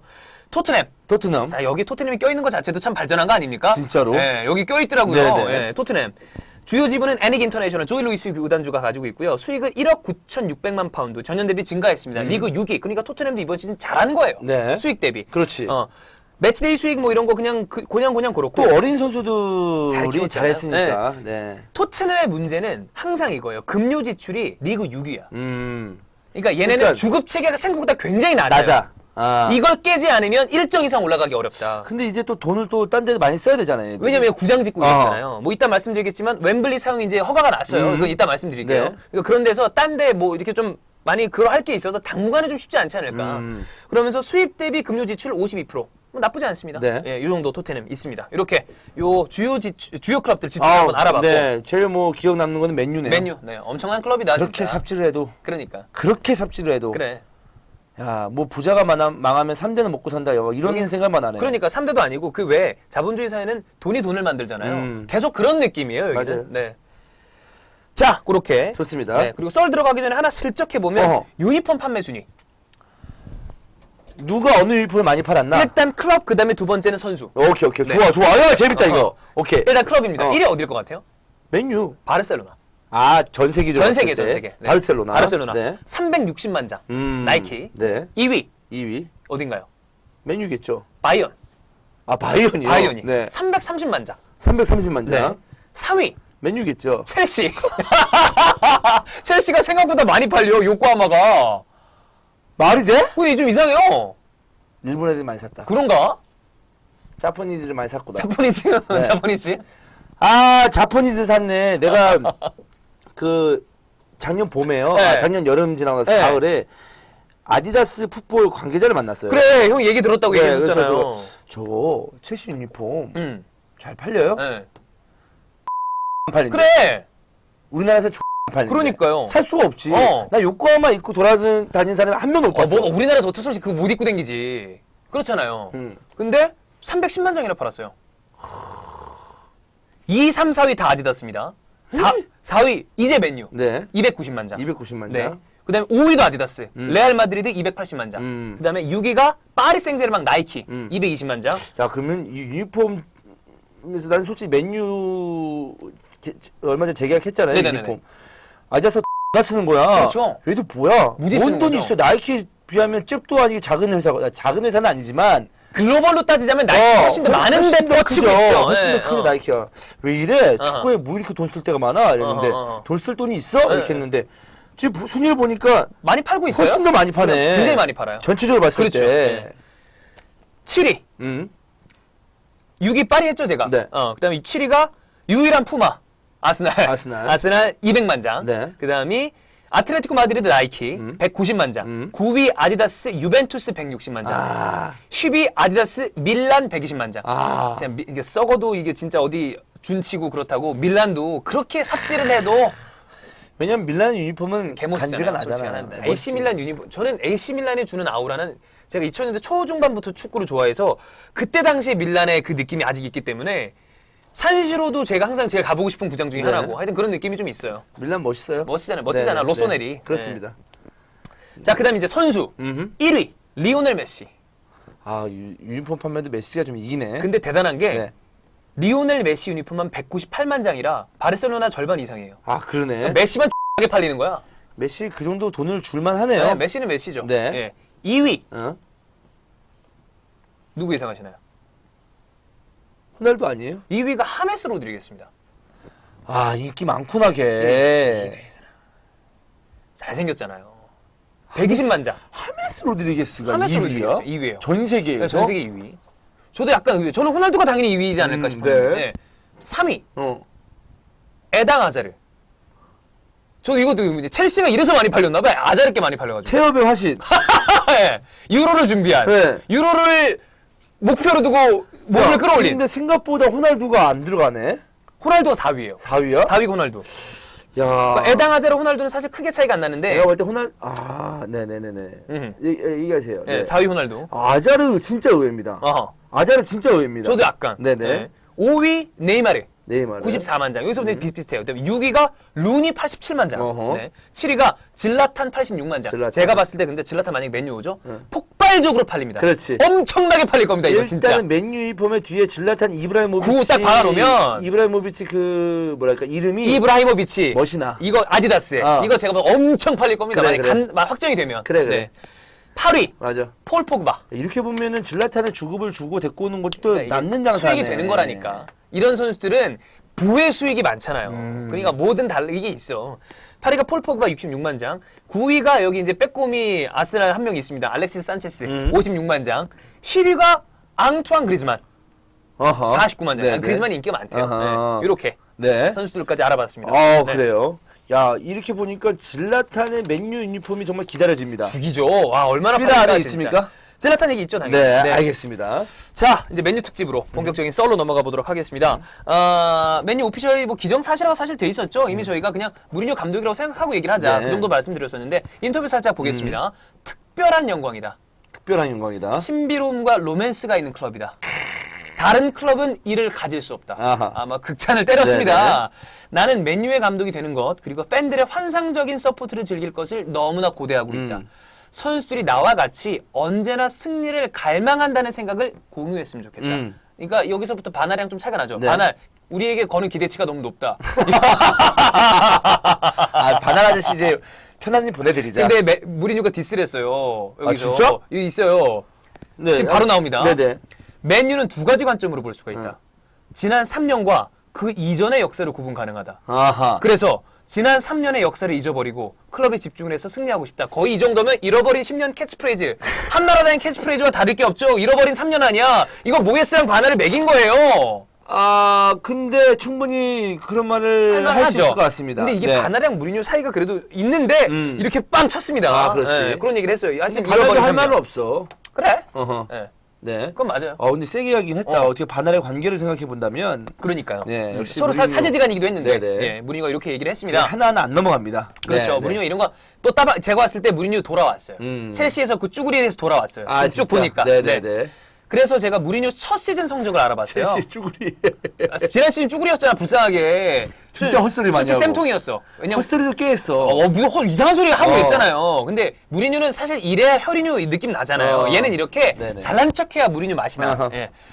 무리뉴의 첫 시즌 성적을 나려보니까 참 대단합니다. 네. 0203 시즌 포르투의 첫 시즌 부임했을 때 승점 86점으로 리그 1위, 정말 유에파컵 우승. 항상 첫 시즌에는 극도의 집중력을 발휘하는 엄청난 감독이죠. 어디를 가든지. 네. 0405 시즌 첼시 첫 시즌 부임 승점 95점으로 리그 1위 리그컵 우승. 0809 시즌의 인테르 첫 시즌 승점 84점으로 리그 1위 우승. 11 시즌의 레아 첫 시즌 승점 92점인데 리그 2위. 이때는 바르셀로나가 미쳐 있었을 때니까. 완전 개미쳤을 네. 때였지. 그러니까 어쩔 이때는 수 없이. 바르셀로나는. 네. 다만 코파델레이 우승. 그리고 13-14 시즌에 첼시 재부임했죠. 그때 승점 82점으로 리그 3위. 하지만 다음 시즌에 리그 우승을 했습니다. 그렇게 첫 시즌 성적이 대단한데 가장 촉각을 곤두세우고 있는 건 역시 엘 클라시코에 이어서 맨체스터 더비에서 만나게 된 펩과 무리뉴죠. 그렇죠. 엄청난 라이벌전이 또 형성이 네네네네네네네. 됐습니다. 맨체스터 이브닝이나 복수 언론에 따르면 맨유가 계속해서 데리고 싶었던 감독은 펩이었대요. 그래. 그래. 우리가 그러니까 옛날 삐다 시간에 얘기했잖아. 예, 네네. 그런데 맨시티를 선택한 가장 큰 이유가 티키 베리스타인. 너무나 돈독한 관계다. 그렇기 때문에 맨시티로 갔는데 생각을 해보면 무리뉴 입장에선 어쨌든 자기가 2순위였던 거 아니야. 그러니까 라이벌 의식이 더 불타오를 그렇지. 건덕지가 있는 거죠. 열받지. 그렇죠. 씨 내가 1순위가 아니네. 어허. 그런 생각을 할 수 있으니까. 어. 그래서 상대 전적을 봤더니만 생각보다 무리뉴가 많이 어렸어요. 아니 생각보다가 아니었어요. 굉장히 많이 어렸어도구만. 그 게임 내용도 봤을 네. 때 또 스코어를 봤을 때 그러니까요. 무리뉴가 많이 늦었던데. 페베한테 잽도 안 됐어요. 근데 아까 말한 것처럼 바르셀로나가 완전 너무 개전적일 때. 극강이었으니까. 그건 있죠. 운도 좋았어. 사실 운도 나빴어. 무리뉴 그래, 입장에서는. 그건 뭐. 상대 멤버 하나하나가 너무 셌었을 뭔가 테니까. 전술적으로 뭔가 변수를 만들 수 있을 만큼의 그렇죠. 그런 상대가 아니었어. 어허. 멤버들이. 그렇죠. 네네. 15번을 붙었는데 무리뉴 기준으로 3승 5무 7패. 많이 졌어요. 네, 그러니까 승률이 20%밖에 안 되더라고요. 엄청 무리뉴도 추태 많이 부렸어요. 그래, 그때 이때 엄청 추대 부렸어. 엘클라시코 맞아, 하면서. 꼬장 부리고 그랬잖아요. 네. 예. 안 되니까 막. 네, 안 되니까. 근데 그때 사실 바르셀로나 너무 극강이기도 했고. 그러니까 사실 무리뉴가 어느 감독과의 승부에서도 승률이 뒤지지가 않는 감독인데 유일하게 펩이랑만 좀 이렇더라고요. EPL 좀 난리 났다 진짜. 재밌을 진짜 거예요. 재밌겠다. 네, 재밌을 네. 거예요. 앞으로 두세 시즌 정말 재밌을 겁니다. 아프리카에서 계속 해야 되겠죠? 네. 예. 이렇게 이야기가 나오는 가운데 또 하나 재미있게 주목하는 외국 언론에서 주목하는 건 첼시에서 2번이나 감독을 하면서도 마지막 안녕을 굉장히 찝찝하게 했었죠. 첼시. 첼시와의 관계가 또 묘한 게 있잖아요. 네. 그런데 더 선의 션 커스티스라는 저널리스트가 무리뉴의 친한 친구 피셜. 어허. 친한 친한 피셜. 친구 피셜. 무리뉴가 첼시와 마지막 순간에 대해서 아직도 화가 나 있대요. 배신감을 느끼고. 어떻게 나랑 마지막 마무리를 그런 식으로 하니? 왜, 어떻게 했다고? 그러니까 기억이 안 나네. 그러니까 몰아낸 사람들이 있었다고 아. 확실히 있으니까. 마리나 맞아. 그나우스카이아나 그때 막 에메날로. 우리가 그때 기억하기로는 뭐 안에 뿌락치가 있네 없네 막 이러면서 그러니까. 정치적으로 네. 뭐 무리뉴를 쫓겨냈네 안 냈네 선수들 태업하네 뭐 락커의 힘을 누가 발휘하네 뭐 이런 얘기 진짜 많았었잖아. 그렇죠. 그러다 보니까 맨유에서 꼭 트로피를 들어올려서 첼시에게 그 복수를 하고 싶고 특히나 첼시 팬들에 대한 사랑은 난 여전하지만 그 자신의 경질 배후에 있었던 그들한테 굉장히 증오심을 품고 있대요. 그러니까 꼭 잘해서 첼시는 누르겠다. 약간 이런 겁니까? 증오는 나의 힘, 그런 복수는 거, 나의 복수는 것. 나의 것 이런 것처럼 제가 봤을 때 이번 시즌에 굉장히 재밌는 구도가 많이 나올 텐데 맨체스터 더비, 팬 무리뉴 더 할 나위 없죠. 맨유 대 첼시, 무리뉴 더비 이거 그렇지. 무조건 재밌습니다. 그리고 토트넘 대 첼시 지난 이번 시즌 막판에 이상한 짓 한 번 그렇지, 했죠. 그렇지. 이거 나올 거고 어. 사실 상대가 될지 안 될지 모르겠으나 벵거랑 무리뉴 항상 싸웠잖아. 그렇지. 이것도 있을 거고 굉장히 재밌는 일이 많을 거예요. 무리뉴 힘들겠는데. 왜냐면 무리뉴는 원래 사방이 적이야. 지금 무리뉴는 지금 뭐 MMA 어디 그 학원이라도 끊어서 다녀야 되겠는데 무슨 주짓수라도 배워야 되겠는데. 아니 그리고 클럽 왜 빼먹습니까? 클럽이 가만두겠어요? 클럽 대 펩, 클럽 대 무리뉴. 그리고 콘테도 뒤질 수 없죠 여기서. 이거 진짜 재밌다니까 EPL은. 야 이거는 내가 봤을 때 네. 지금 이 분위기를 봤을 때 이거 EPL 선수들이 네. 오히려 이렇게 얘기할 것 같습니다. 이들 싸움에 우리 세운동 하겠네. 지들끼리 막 저거 이거야. 네. 우리 지금 우리 빡세겠다 이번 시즌. 그래. 감독들 비위 맞추려면 우리 진짜 빡세겠다. 그러니까 온통 라이벌전이에요. 선수들이 빡세겠네. 온통 이거는. 라이벌전이에요. 네. 네, 재밌을 겁니다 진짜. 뭐 경기 하나 끝나서 이 경기 너 알지? 너 저 감독하고 나 너희들 짐을 된다. 이 경기 꼭 이겨라. 음흠. 존나 열심히 해서 겨우겨우 이겼어. 야 다음 경기 알지? 야 이번엔 패배야. 저번에 첼시였다. 그래. 이번 패배야. 패배야. 알지? 어. 난 더 싫어해. 그런 식이야. 이번에 또 지면 널 때. 이거 딱 하고 있는데 그러니까요. 또 와가지고 야 다음 경기 나 어디야? 아스날 알지? 벵거 나 라는 거 본때로 보여줘. 그 할아버지한테 난 못 줘. 애들이 진짜 쓰러지지 않을까. 그 와중에 네. 약간 박 터지는 저기 포체티노인데 여기 이 감독들 열전이 벌어지는데 디펜딩 챔피언 라니엘의 레스터 시티. 네. 뭐 이런 느낌이죠. 미치는 거죠. 네네. 예. 여기 뉴캐슬이 강등 안 됐으면 베니테즈 마법 한번 부르고 백업사 파워블록 한번 나오는 건데 아깝다 씨. 야. 하여튼 이런 가운데는 이 막장을 만들려면 무리뉴가 있어야 돼요.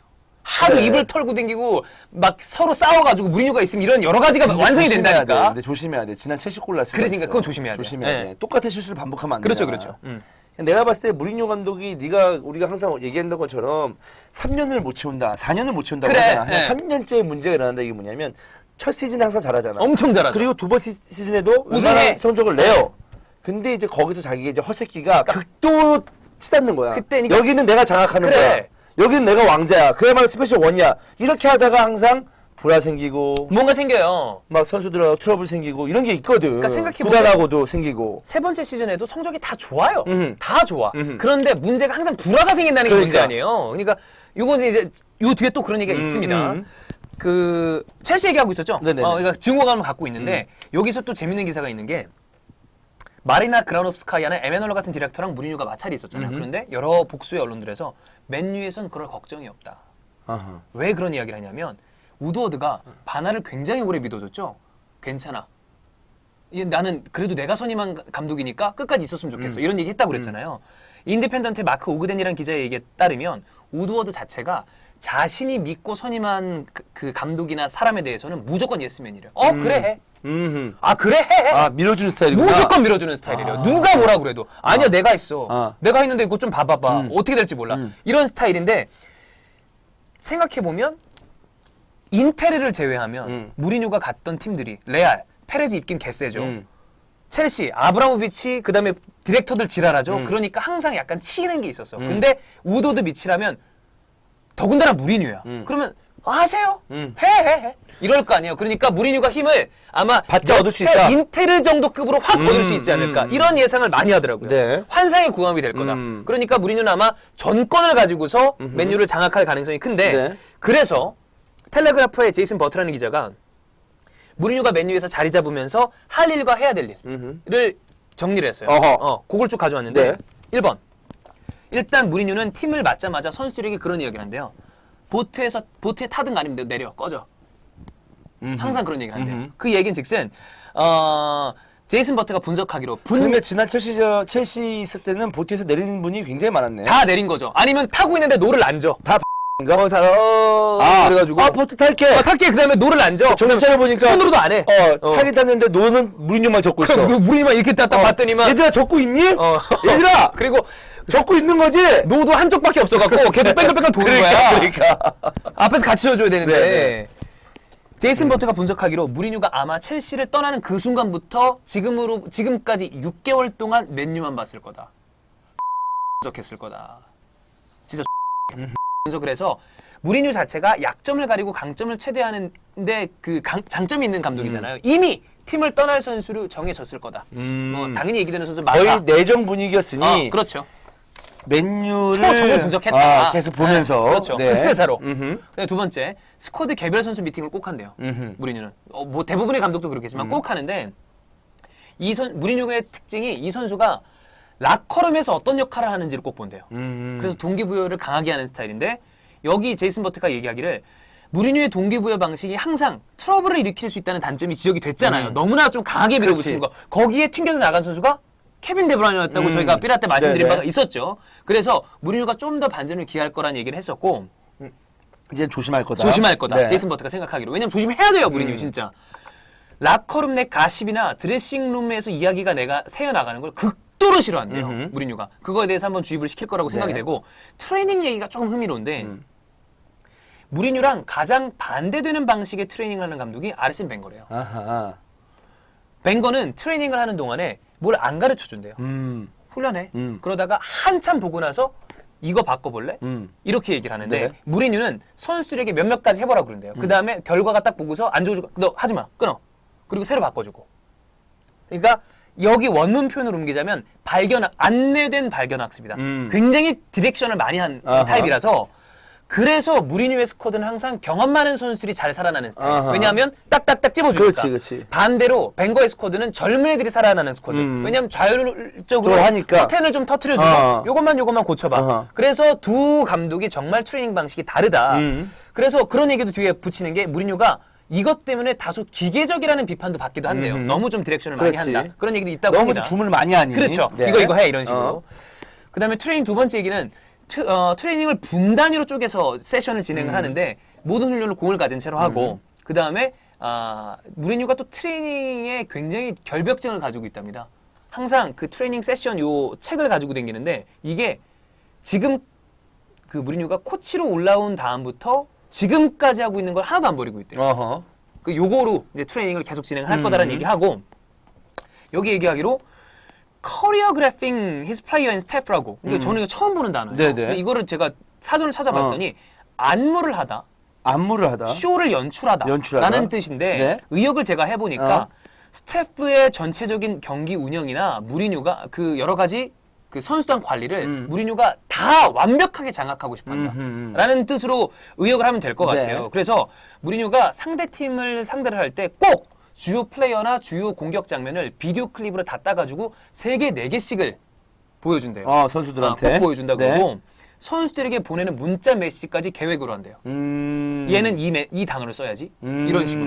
그런 식으로 한다 그러고 무리뉴가 코칭 스태프랑 불화가 날 만한 이유가 저는 여기서 발견을 했는데 100% 자신의 편을 들어주길 바란대요. 그러니까 어떤 식이냐면 만약에 심판이랑 무슨 일이 일어났어. 그럼 무리뉴 막 난리 나자 일어나서 그때 코칭 스태프가 한꺼번에 다 항의하지 않으면 저 새끼 뭐야. 아 진짜로? 이 정도로. 아하. 그러니까 코칭 스태프는 다 내 편이어야 거의 돼. 벤치 클리어링 완전 수준으로. 그런데 에바 카네로가 막 나가고 이러니까 짜증이 난 거지. 그거는 나가기 맞고. 그렇지. 그러니까 이런 식으로 완벽하게 자신이 뭔가 통제하길 바라는 거예요. 그렇지. 그러니까 굉장히 카리스마적인 리더십을 발휘하는 스타일인 거예요. 네. 그러니까 그렇다 그러고 프리시즌 이건 마지막으로 짤막하게 지난 시즌 첼시가 망한 이유가 프리시즌을 잘못 보냈다는 이유이기 때문에 이번 시즌 유로 끝나고 돌아오자마자부터 철저하게 프리시즌을 준비할 거다. 이런 얘기를 선수들 빡세겠네. 빡세할 겁니다. 메이저 대회까지 하고 왔는데 그러니까, 철저하게 준비를 해야 되니까. 네. 네. 이런 얘기를 하는 와중에 무리뉴의 맨유 연착륙을 하기 위해서 무리뉴가 또 여러 가지 준비를 하는 것 같은데 가장 핵심적으로 하고 있는 거는 레전드 출신 코칭 스태프들을 데려오려고 그래요. 네. 그래서 아까 얘기했던 게리 네빌. 게리 네빌. 무리뉴가 데려오고 싶어 한답니다. 게리 네빌을. 입 털은 봤잖아요. 입 축구 보여줬잖아. 가야 되지 않을까? 존심 개상했잖아요. 한번 만약에 진짜 제의가 있다면 와서 합류하는 것도 괜찮을 것 그렇죠. 같고. 긱스 어떻게 합니까? 대다수의 뉴스에서 무리뉴 검 긱스가 떠날 거다. 그런데 무리뉴 긱스를 잡고 싶대요. 그래서 휴가 가 있는데 돌아오면 면담할 거다. 같이 하자. 그래서 같이 할 거다. 그리고 네. 플러스로 리오 퍼디넌드의 코칭 스태프 능력을 굉장히 높게 본대요. 그래서 리오 지금 패널하고 있잖아요. 데리고 오고 싶어 한다. 그래서 그렇게 팀 분위기를 좀 꾸려가고 싶어 하는 것 같아요. 레전드들 맨유 데려와서. 레전드로. 저는 이거 굉장히 좋다고 봐요. 그렇지. 그 선수들에게 좀 기대면서 팀을 운영해도 나쁘지 그렇죠. 않죠. 그런 거 네. 저는 좋다고 사실 생각해요. 무리뉴가 대단한 감독이긴 합니다만은 맨유도 더 대단한 팀이거든요. 그럼요. 근데 엄청난 그걸 클럽이니까. 무시하고 본인이 막할수 뭔가를 할 수는 없어요. 지가 장악하고 싶어 하는 건 알겠어요. 그동안 그렇게 해왔지만 그래도 그 팀의 전통성을 인정해줘야죠. 네네네. 그럼요. 그렇다 그러고 이제 이런 큰 틀 안에서 타겟들이 나오죠, 당연히. 네. 타임즈나 키커 같은 공신력 있는 매체들에서 무리뉴의 메이저 타겟을 꼽았습니다. 네. 타임즈는 센터백, 중앙 미드필더, 센터포워드, 척추. 이걸 가운데. 보강할 거다. 네. 키커에서는 역시 센터백, 미드필더, 그다음에 측면 공격수 이런 얘기를 했는데 타임즈의 기사를 보면 질라탄, 폴 포그바, 네. 존 스톤스가 메인 타겟이다. 과한 타겟들이죠, 다. 제가 봤을 때 포그바는 좀 어려울지 않을까 싶은데. 포그바가 맨유로 다시 올까? 그러니까. 그래서 물론 포그바가 맨유에 대한 적대적인 감정을 드러내지는 진 않았잖아요. 않아요. 예. 네, 근데 포그바가 맨유로 오기에는 좀 힘들지 않을까? 저도 그런 생각을 해요. 네. 근데 내가 볼 때 포그바는 라리가로 갈 것 같아. 저도 간다면. 가면 그러니까 결국에는 레알 아닌 바르셀로나의 느낌이 네, 좀 들긴 네. 해요. 예. 메인 타겟은 질라탄이라고 말씀드렸는데 질라탄이랑 협상이 생각보다 지지부진해진다면 젊은 스트라이커 영입도 생각을 해본다 그러고 방출 명단 나오죠. 후안 마타, 슈바인슈타이거, 멤피스 데파이 뭐 이런 얘기가 나오고 있습니다. 네. 하여튼 마타는 쫓겨날 것 같아요. 그렇습니다. 네. 마타 그래서 바르셀로나 리턴 얘기가 나오고 있습니다. 바르셀로나로? 네, 바르셀로나. 네. 뭐 투란 아웃설이 좀 있거든요. 근데 그거랑 맞물려서 얘기가 나오는 것 같고 키커에서는 측면 공격수는 윌리안. 첼시에서 빼고 싶어 다시 한다. 갖고 온다. 왜냐하면 윌리안을 되게 좋아해요, 무리뉴가. 그리고 저는 맞다고 생각해요. 윌리안이 맨유하고 좀 맞아. 맞아요, 괜찮아요. 어. 굉장히 괜찮은 선수예요. 맨유 스타일하고 좀 맞아. 그리고 수비도 가담 열심히 하고. 어허. 그렇기 때문에 윌리안. 네. 미드필더에선 포그바, 오어. 이루어지지 않았으면 하는데 가능성이 높아 보이는 칸테. 칸테. 저는 굉장히 마음에 들지 않습니다. 어허. 이 링크가. 왜냐하면 무리뉴가 칸테를 굉장히 잘 쓸 거거든요. 어. 애쉬악 느낌이 딱 나잖아. 딱 그 애쉬악이야. 칸테는 아스날하고도 연결이 돼 지금 있었는데. 강하게 연결이 돼 가고 네, 있는데 네. 안 갔으면 좋겠어요. 칸테 맨유 오면은 왜냐면 칸테 솔깃할 것 같아. 그렇죠. 난 진짜 싫어 이거. 그리고 은근히 맨유하고 프랑스하고 선수하고 맞아. 있어요. 물론 아스날도 프랑스 선수가 잘 어울리지만 있어. 어. 슈나이덜린이랑 있잖아. 기분 나빠요 좀 이거. 되면 안 돼. 네. 안 좋은데 하여튼 그래. 하여튼 그리고 수비 존 스톤스. 그거까지 하고 네. 링크는 대부분 비슷한데 질라탄 맨유에 가까워졌다는 얘기를 많이 하고 있죠. 그래서 제가 질라탄 리그 우승 기록을 찾아봤어요. 리그 우승랑 그 청구사라는 별명이 있잖아요.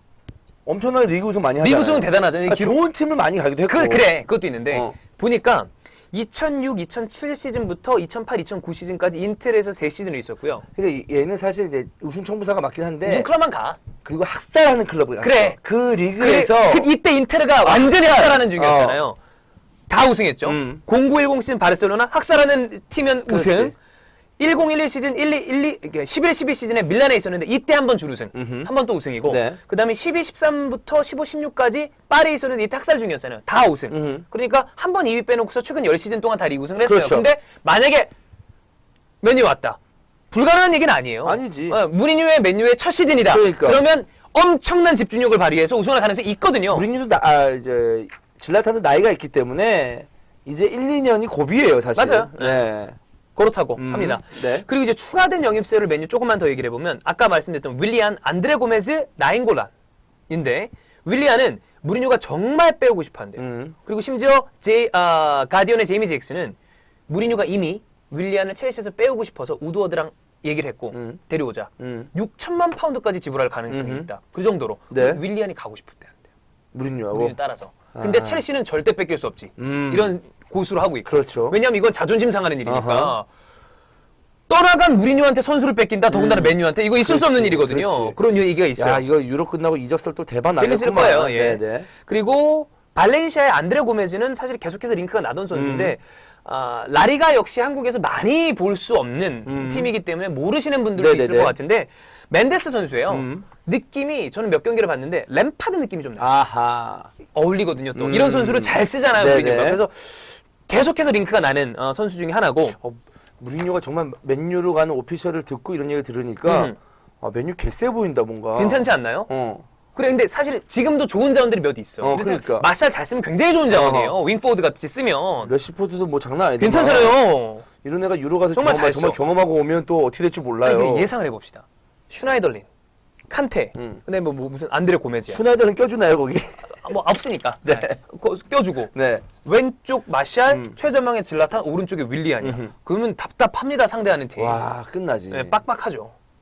깝깝하죠 진짜. 네네. 예, 이런 팀이 완성이 될 수도 있는 거니까. 예. 그리고 나인골란 얘기가 있는데 이거는 이제 첼시 입장에서 또 자존심 상하는 일이에요. 첼시 오퍼를 지금 거절하고 있잖아요. 가제타의 이야기에 따르면 이건 가제타 추측성 보도인데 나인골란이 로마에 남아서 챔스에 뛰고 싶은데 무리뉴의 맨유라면 가도 괜찮지 않나 라는 얘기를 한다 그래요. 그러니까 조금 첼시 입장에서 기분 나쁠 수도 있죠. 나인골란 와도 빡빡합니다. 나인골란 거기 기가 막히게 하는 선수기 내가 때문에 나인골란 아까 로마 얘기했잖아요. 네. 추천진 얘기도 했는데 음. 여전하더만요. 정말 네. 거칠고 터프하고 잘하는 선수예요. 걔도 그런 걔가 없습니다. 개 중에 개죠 진짜. 정말 욕이 아니고. 그래 진짜. 그리고 충견, 진짜. 헌신. 전 나인골란 너무 좋아해요.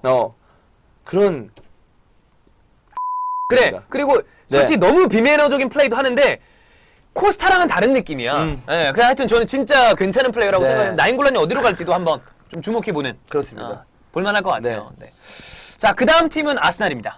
아스날은 색다른 링크가 하나 있어요. 네. 그거까지 얘기를 해보겠습니다. 네. 일단 첫 번째는 벨레린 얘기를 해보겠습니다. 스페인 국대 승선이 오피셜이 났죠. 아까 카르바할 근데 벨레는 애초부터 안 뽑았다는 게 좀 이상하네. 후보 명단. 왜냐면 카르발이 워낙에 또 느낌이 있으니까. 그렇습니다. 근데 카르발이 부상 때문에 이제 벨레린을 뽑았는데 페레 맨시티, 무리뉴의 맨유, 그리고 다니 알베스 유벤투스 이적이 거의 확정적이에요. 바르셀로나가 오른쪽에 비죠. 알렉스 비달이 있지만. 네. 그래서 벨레린을 다 노리고 있는데 벵거가 절대 안 판다. 근데 불안한 건 뭐냐면 스페인 국대 승선입니다. 아스날 팬들은 여기에 트라우마가 있어요. 국대 갔다 오면 애들한테 꼬임을 당한다. 왜 그러냐면 그게 그냥 꼬이면 괜찮은데 하여튼 나는 개인적으로 바르셀로나 별로 안 좋아하는 팀이에요. 얘네는 카탈로니아 애들이 문제야. 그치. 그놈의 DNA. 어허. 파브레가스가 딱 가는데 예전에 공식 석상에서 피케가 파브레가스 뭐 얘기하고 있는데 바르셀로나 유니폼을 뒤집어 씌웠어요. 이거 솔직히 개매너 아니에요? 미친 새끼야 이거. 파브레가스 이때 얼마나 빡쳤는데 근데 이지랄 했어요 파브레가스. 막 버튼지 안 하고. 얘네들은 지네 유스 출신들이 다른 팀을 가면 이적을 했다는 생각을 안 하고 임대를 갔다는 생각을 하는 애들이에요. 입을 존나 털어. 나 진짜 재수없어. 근데 이런 썩어 빠진 마인드가 있기 때문에 아무리 벨레린이 거 갔다가 또 피케 아니, 와가지고 야 우리 와서 다시 와. 아니, 뭐 막. 고향 가는 건데 뭐 썩어 빠진 마인드까지 저 같은 마인드인데 있으니까. 이적하면 이적료를 내고 그래야 되는데 가가지고 무슨 유니폼을 뒤집어 씌우고 돌아와야 된다가 뭔 말이야. 그렇지 않아요? 이적을 했잖아 어쨌거나. 그렇죠. 정당하게 이적료를 주고 협상을 하라고. 그런 네. 데서 애들 풀어가지고 그런 짓 하지 말고 네. 꼬시는 것도 아니고 적당히 해야지. 공식 석상에서 뭐 하는 거야. 하여튼 그렇습니다. 그래서 네. 아스날 팬들이 좀 불안해합니다. 벨레린 승선에 대해서. 네. 잘하면 좋지만 하여튼 그런 얘기가 있고 뜬금없는 그 링크가 있다고 그랬죠. 그 기사인데 이 기사가 키커에 떴어요. 키커는 뭐 그래도 공신력이 공신력 있는. 있죠. 그리고 아스날 이적설은 대부분이 이런 식으로 갑자기 진행되는 게 많아요? 실제 영입되는 경우가 많아요. 어허. 뭐 막 얘기 나왔던 애들은 잘 안 사. 네네네. 관심이 가는 소리죠. 바로 볼프스부르크의 좌풀백 리카르도 로드리게스 어허. 바이아웃을 집을 직전이다라는 얘기가 있어요. 어허, 좋아요. 2,500만 유로에 우리가 또 지난주에 이 선수에 대해서 얘기했어요. 얘기한 것 왜냐하면 같은데. 스위스 유로를 했기 때문에 네네. 자카의 동료기도 하죠. 음흠. 이게 갑자기 뜬 건데 키커에서 리카르도 로드리게스의 바이아웃이 2,500만 유로인데 아스날에 지불하기 직전이다. 이런 얘기가 있었고 또다시 키커에서 리카르도 로드리게스 역시 볼프스부르크가 챔스 진출을 못해서 챔스 진출하는 클럽을 가고 싶은데 아스날 좋아한다. 네. 특히나 자카가 갔으니까 그런 얘기를 하고 있어요. 이 연결의 중심에 누가 있냐면 아스날 뉴스 총괄회사 스카우트인 안드리스 용커라는 사람이 있습니다. 네. 최근에 용커가 한 2, 3년 된 것 같아요. 용커가 온지. 근데 용커가 볼프스부르크 수석 코치였어요. 근데 그때부터 로드리게스를 점 찍어 나서 최근에 깁스가 아웃이 기정사실화가 돼 있습니다. 그렇기 때문에 몬레알의 백업 내지는 몬레알과 경쟁할 선수가 필요한데 네. 로드리게스 정도 선수는 굉장히 괜찮죠. 훌륭하죠. 특히나 네. 로드리게스 정도의 킥이 있는 왼발 킥이라면 풀백이라면 지루의 대가리가 살아나거든요. 그렇죠. 왜냐면 킥이 정말 좋아요. 정말 좋아요. 그렇기 때문에 바이아웃을 지불하면 아스날로 올 가능성이 충분히 있지 않나 이런 생각이 좀 들고 네. 플러스 칸테 또 나요. 키케마린은 굉장히 그래도 신뢰도가 높은데 칸테 메뉴 갈 것 같은데 느낌이. 기분 나 나빠. 느낌이 왔어. 근데 여기 얘기는 무리뉴가 칸테에 대한 관심은 있는데 아스날이 굉장히 강력하게 원하고 있다. 그리고 칸테는 일단 카날 플리에서 유로 끝나고 얘기하겠다. 아하. 까지만 얘기했어요. 네. 근데 좀 맨유 안 좋아 이거. 맨유 칸테 가면 굉장히 잘할 것 같아서 나인골랑 가져가 그냥. 둘 다 가져올 것 같은데. 둘 다는 아니죠. 설마 둘 다 사겠어? 둘 다 사는 건 좀 그렇지 않아요? 왜? 아니 거기 중복 투자잖아. 에레라 써. 중복 투자는 아니야. 진짜 느낌이 달라 둘이. 그렇긴 하죠. 느낌이 다르죠. 많이 달라요. 둘이도 쓸 수 있을 것 같아. 쓸 수는 있긴 하죠. 어. 왜냐하면 특히나 무링요 축구라면. 우리 축구라면 슈나이더린 하나 수비형 미드필더 박아놓고 둘 갖다 놓으면 돼. 아니 둘이 내려놓고 한 명 앞에 누구 갖다 놓든지. 하나만 사. 에레라 써 에레라. 하여튼 그렇습니다. 네. 에레라 쓸 수 있어요. 이거. 그래 에레라 써. 아니 그러니까 나인골란 칸테 누구 앞에 에레라. 너무 많아. 에이. 네. 그렇습니다. 예. 네. 다음 첼시 얘기하죠. 콘테 파벌 혁파. 콘테 파벌? 아니 콘테가 첼시의 파벌을 혁파하겠다. 아, 협파하겠다. 네. 아하. 네. 맨로죠 역시 첼시 얘기는. 맨로가 얘기를 했습니다. 콘테가 첼시 내에 파벌을 발견했대요. 그게 무슨 파벌이냐면 브라질리언들의 파벌이 있다. 그 누구냐? 윌리안, 아하. 오스카, 심지어 임대원 파투, 그 다음에 브라질 태생의 디에고 코스타까지. 아하. 또 디에고 코스타는 또 글로 갔어요. 네, 그래서 얘네들이 대단히 지들끼리 뭉쳐 있는 것도 아니래요. 근데 어쨌든 드레싱룸에 영향을 끼치네. 아하. 근데 브라질리언들이 특유의 그게 있어요. 있어. 약간 뭔가 그냥 그 즐기자 분위기.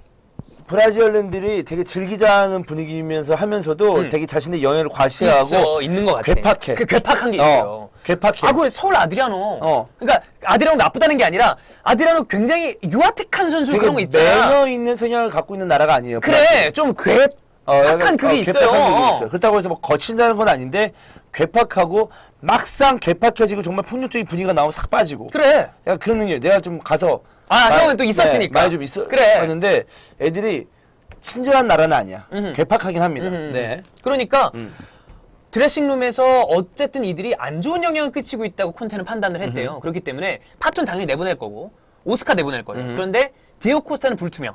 플러스 윌리안은 꼭 지켜야 된다. 네. 요 정도 기조라 그러고 맨로의 정보원 중 하나가 콘테의 측근이래요.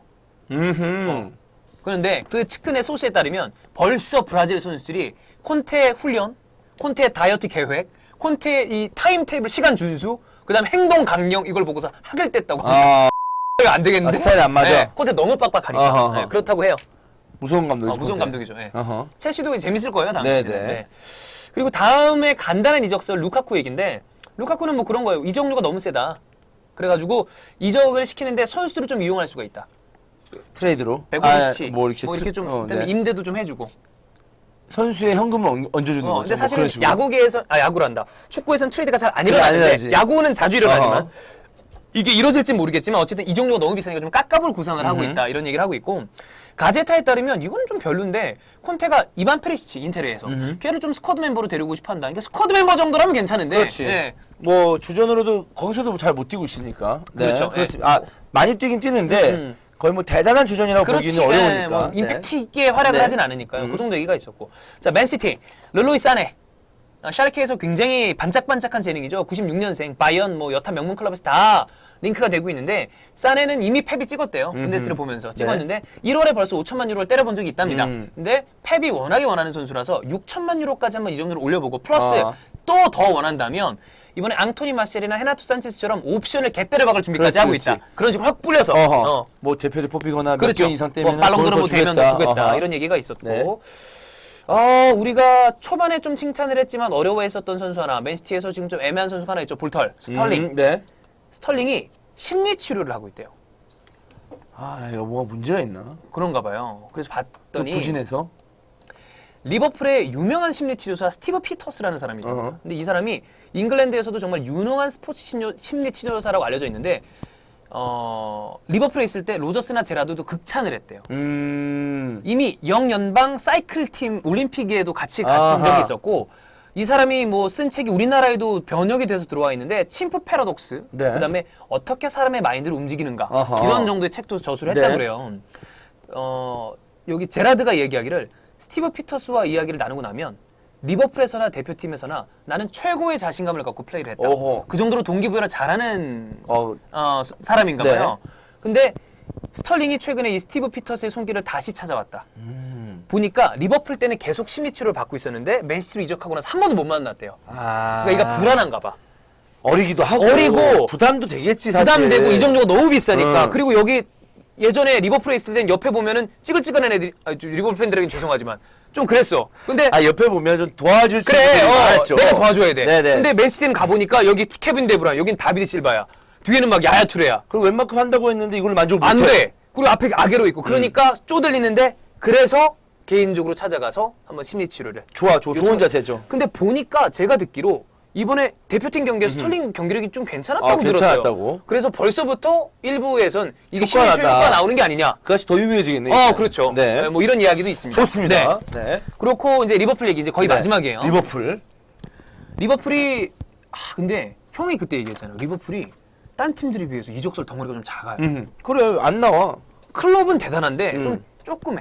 그래서 약간 불안한 느낌도 있어요. 근데 이게 이상하게 리버풀이 돈 많이 쓴다, 지원 네. 많이 해준다 그랬는데 지금 리버풀의 느낌이 뭐냐면 옛날 도르트문트 이적 느낌. 그래 조그만 애들 키워서 키워야 되는 느낌이야. 그런 느낌이 들어요. 빅스타들 얘기가 네. 좀 안 나와요. 클럽 스타일인가? 그게 원래 그래서 그런지. 어.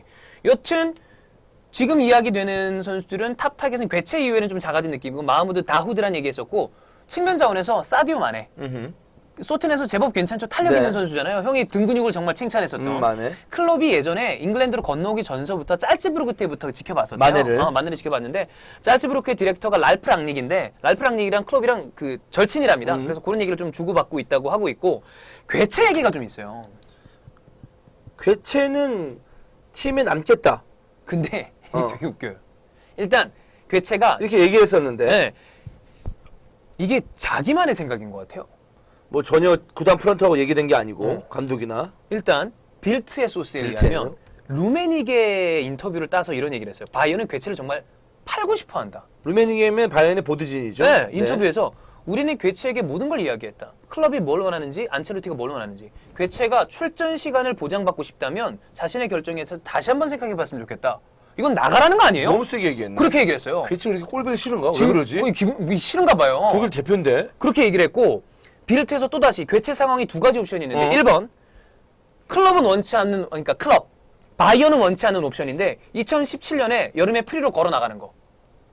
그게 원하지 않는 옵션. 2번 클럽이 원하는 옵션은 유로에서 잘 뛰어서 몸값 올려서 가장 비싸게 팔 수 있는 팀으로 나가는 거. 오래 나가는 거. 네. 그러니까 1년 더 뛰고 나가지 말고. 바이어는 남길 생각이 없는 것 같습니다.